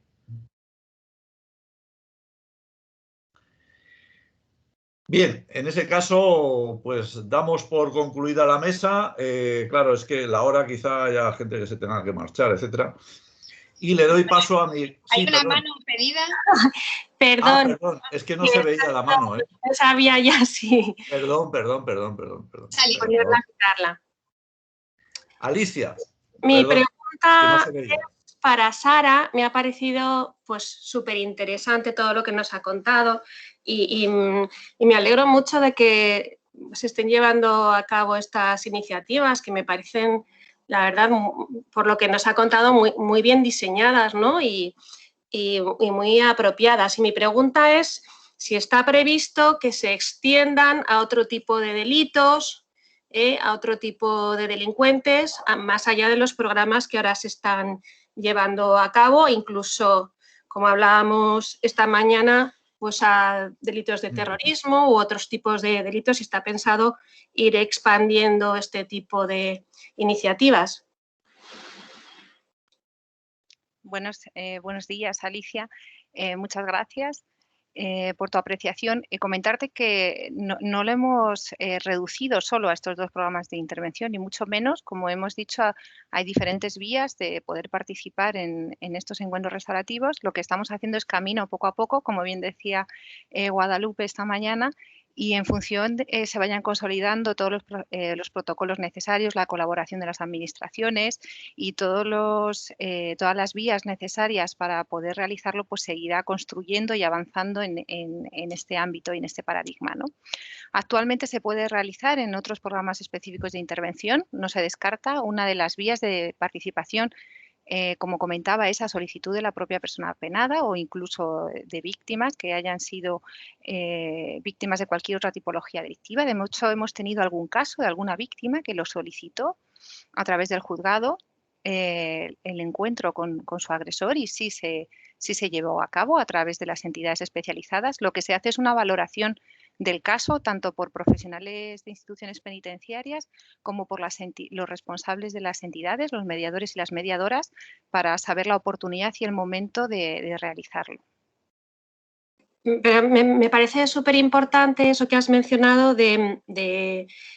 bueno, que a veces pues, el condenado no viene con la motivación puesta y que hay que trabajar, y que hay pues también unas estrategias para trabajar la motivación, ¿no? Y eso quizás tiene que partir de que haya ya una estructura desde la administración que ofrezca ya de entrada esos programas a ese tipo de delincuentes, y además que en los casos de motivación política pues tendrá que tener una determinada orientación, y como tú muy bien has explicado, pues ver el perfil, la etiología de cada uno y claro, eso pues si esperamos a que uno lo pida, quiero decir que como me parece tan fantástico, creo que esto pues convendría, claro, cuando esté rodado y ya experimentado en otros terrenos más fáciles, quizás, pues ir extendiéndolo, ¿no? Pero como iniciativa de la administración.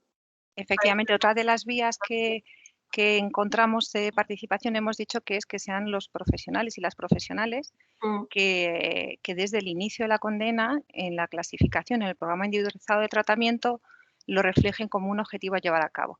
Primero, para que, como muy bien habéis indicado esta mañana, la gente conozca y quiera participar en un proceso, ya sea un programa de intervención, ya sea un proceso de justicia restaurativa, tiene que estar impregnado el ambiente de ello, ¿no? Y conocerse y estar informados, y estamos en ello.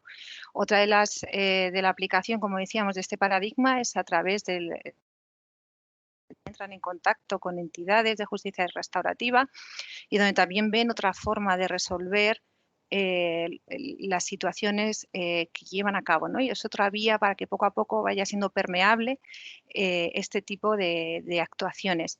Igualmente las entidades las estamos invitando, y ellas mismas salió de ellas el poder ir a las juntas de tratamiento, a los centros, a hacer sesiones informativas tanto a internos, a internas, a residentes como a profesionales, para que conozcan de primera mano en qué consiste la justicia restaurativa, ¿no? Se está haciendo muy poco a poco, paso a paso, pero es lo que se está desarrollando para que en un futuro, como bien dices, podamos establecer unas bases más sólidas y una participación un poco más global.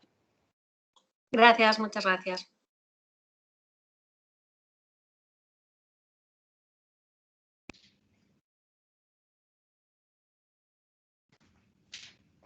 Digo, ¿alguna cuestión más a plantear?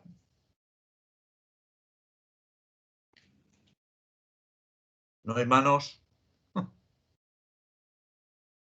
Bueno, en ese caso le paso la palabra a mi compañera Cristina, la directora de este seminario, para que lo clausure. Bien, bueno, pues yo simplemente no voy a robarle más tiempo a ninguno de los ponentes ni tampoco a la gente que nos ha acompañado hasta la tardía hora.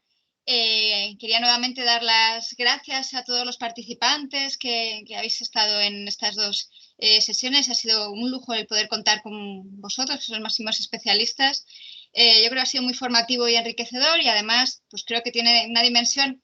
La lástima de hacerlo de esta manera y no poder ser presencial, pero tiene la virtualidad de que por un lado va a quedar grabado, lo podemos utilizar de manera divulgativa y también de manera docente como un recurso más, y luego esa publicación que yo creo que va a ser pionera en vuestros trabajos en la revista de Derecho Penal y Criminología. Así que a ver si nos atrevemos el año que viene a coger el reto que nos lanzó el rector y Ángel Luis de volver a reunirnos, esperemos presencialmente, y hacer otra sesión y otra jornada sobre esta materia. Y mientras tanto, pues os deseo muchísima salud para todos. Muchas gracias, Cristina. Adiós a todos. Abrazos. Adiós, muchas gracias a todos. Chao.